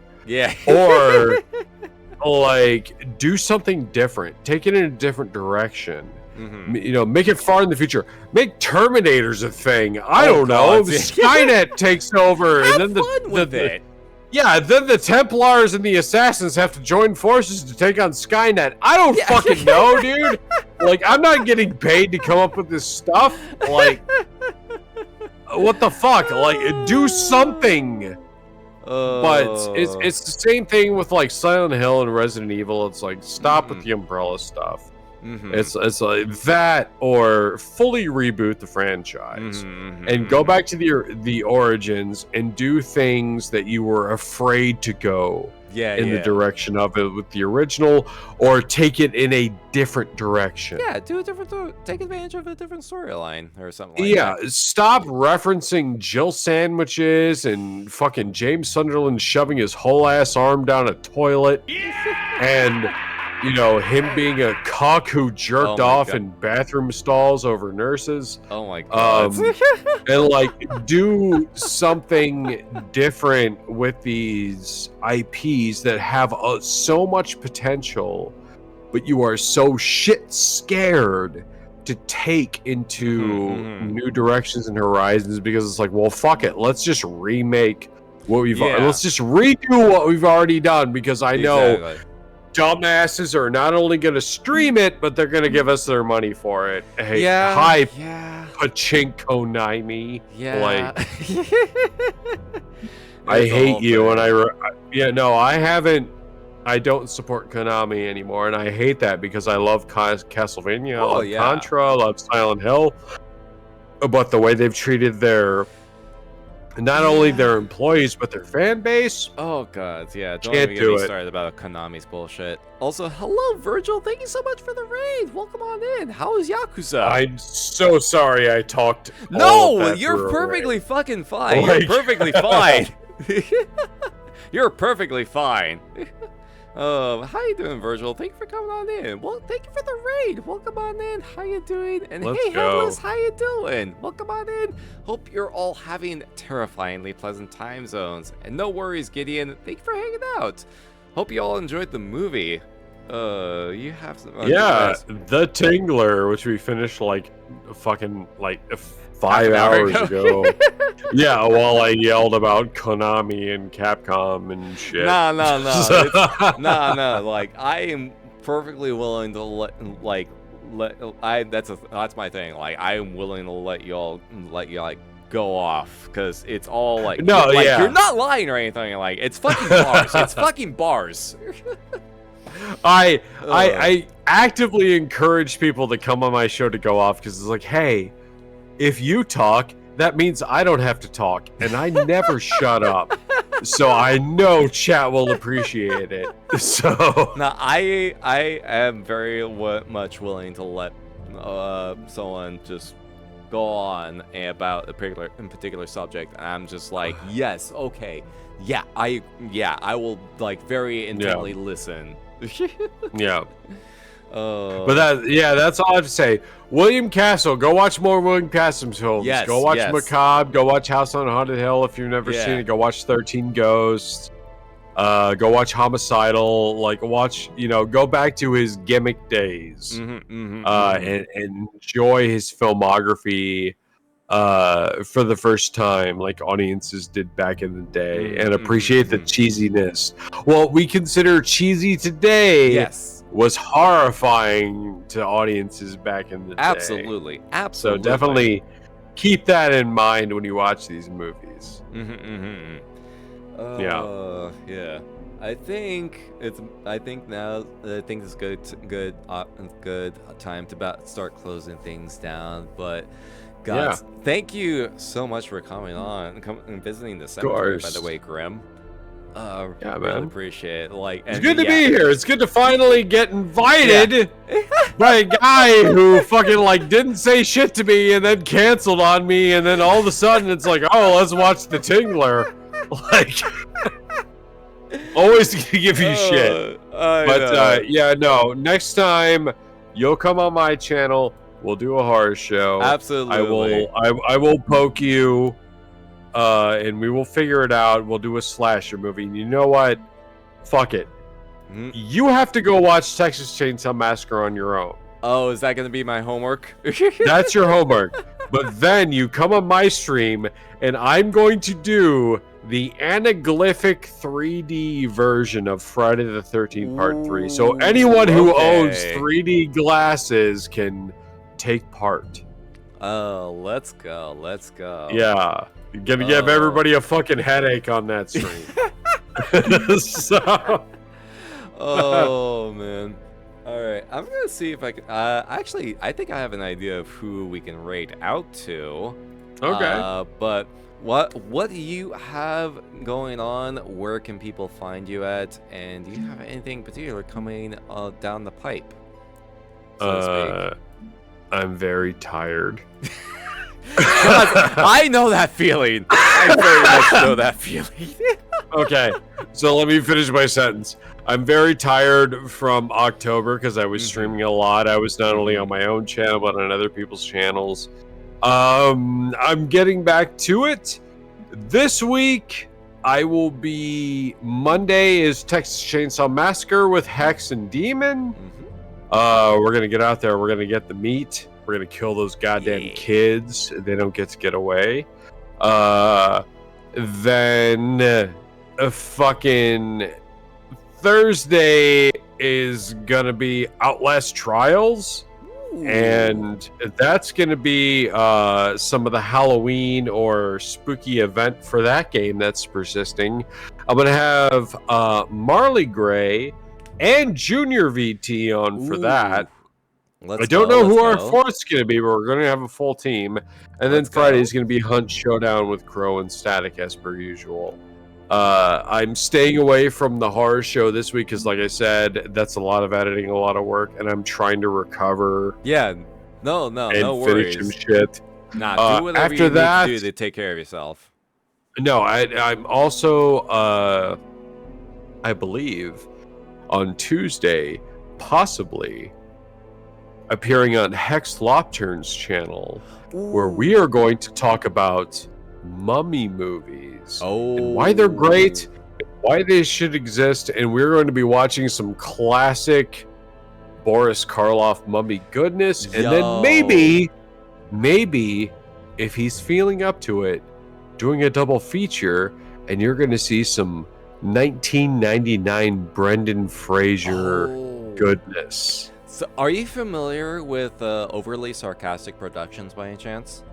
I am not. They actually did a Halloween special about like the history of mummies and mummies in like media and movies and whatnot, and they specify like all of that stuff. It is very much worth watching. It is fascinating. Well, I went on Hex's stream and we did a double feature of the original Universal Dracula with Bela Lugosi, and then we did the Hammer Horror of Dracula with Christopher Lee and Peter Cushing. Mm-hmm. And then I went over to Amy's channel and we watched the original Max Schreck Nosferatu. So I've been getting like all of the classic monster stuff out of my veins, but mummy movies like don't really happen anymore. And no, that stupid fucking Tom Cruise mummy movie, the remake. where the mummy is hot. Like doesn't count. So Hex and I are gonna talk about it, and then I'm actually gonna have, like, you know, I'm going over to Hex's for classic mummy movies. Mm-hmm. But whoa, that was weird. Did my internet just cut out? Did my internet just cut out? Hello? Hello? Hello? Hold on. Let me see. Hold on. I think shit just went weird. I think shit just went weird. Grimm, can you hear me? I don't think Grimm. Oh, something went weird. Oh no, something went weird. Everything just like, yeah, like the audio just kind of like went tits up for a sec. Y'all can still hear me, right? Can y'all still hear me? Okay, OBS says my mic is still... So that wasn't just my phone being dumb. Okay. Okay. I think something went weird with Discord. Yeah.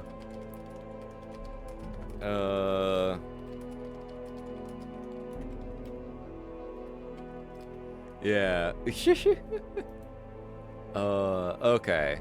Yeah, I think something went weird with Discord. Because I cannot hear Grimm anymore. Oh no. Like everything just... Wait, you can still hear me?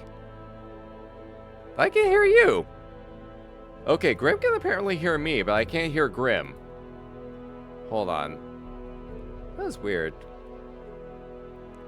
That is so weird. Did something like disconnect or something? But chat can still hear me. I'm confused. Okay, can you hear me now? Oh, there you are. Okay. Okay, so like I was so like, wait a minute. If I hang up, can you hear me? Like, I was about to do the same thing. Dude, I could hear you the whole fucking time. Like, that was so weird. I was like, can you hear me? Like, just went like, and then just like, wait, what? Oh, what the heck? I was literally like, Bueller. Like, that was so no, weird. you're fine, dude. Okay. Yeah, I can hear you just fine. I forgot what we were fucking talking about. I don't know either. I think we're looking for somebody to raid out to. Yeah, I got somebody we can raid out to. Yeah, let's go. But but thank you again for coming on. This was absolutely long overdue. And again, I love picking your brain on like movies, games, and like anything horror related because like you got the much bigger encyclopedia than I do.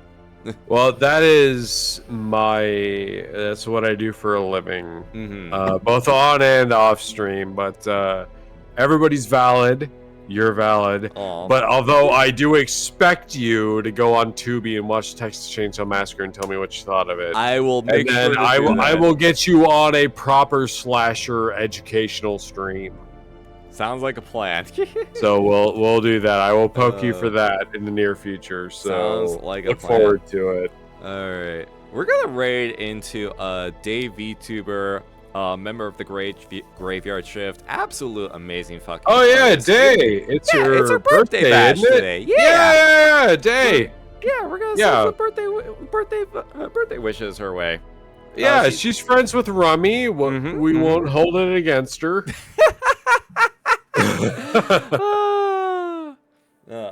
We're gonna. She's doing some Banjo Tooie right now, so it's like let's send hell some yeah, birthday dude. vibes her way. Like old school. Hell fucking yeah, N64. absolutely. Let's go. So as far as what's going on my side of things, I mentioned earlier that I'm gonna be on Geronimo Kiddo's stream tomorrow at about 10 a.m. PST for just some chill web fishing as part of her birthday shenanigans. And then I'll be streaming on my side later that evening for some more Bloodborne. We left off after taking out Cleric Beast. We left off after taking out Cleric Beast. Gascoigne's absolutely gonna be next, and then we're gonna be. You better learn how to parry, bro. Here's the thing. For phase 1, I usually just do like the cheese strat with like hitting them through the gravestones. Phase 2 is not. Phase 2 is where the parry comes into play. Absolutely, and you gotta be precise on that timing. Yeah, but if you it depends. Like, are you doing a lore through? Like, do you got to use the music box? I always use the music box. Because if you use the music box, he transforms early. But if you just use the parry mechanics, you can literally like kill him as he enters phase 2. Oh, I have not tried that actually. Yeah, you can fucking destroy him, like, because he goes from like single hand blunderbuss to double hand axe. The double hand axe, and then he goes into third phase where he transforms. Yeah, but you can honestly like parry and visceral attack him to like, you know, as he's transforming, you can hit him like 2 or 3 times and he's dead. Oh man! So like as he transforms, he dies. I'm gonna have to try that then. Give it a shot. Like, don't use the music box. Just wait for him to do those big wind up attacks with the hunter axe, and you can catch him in the parry window. Yeah, the music box I usually save for the second, like the werewolf transformation phase. Because like otherwise, like he's very vicious during that. Oh no, he is. He'll fucking melt you if you let him.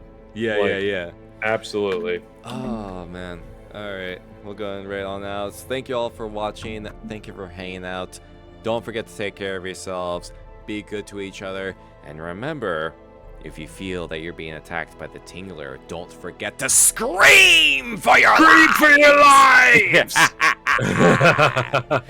Rest roll, everyone. We'll see you all another time. He's doing the thing. He's doing it. And have pleasant nightmares.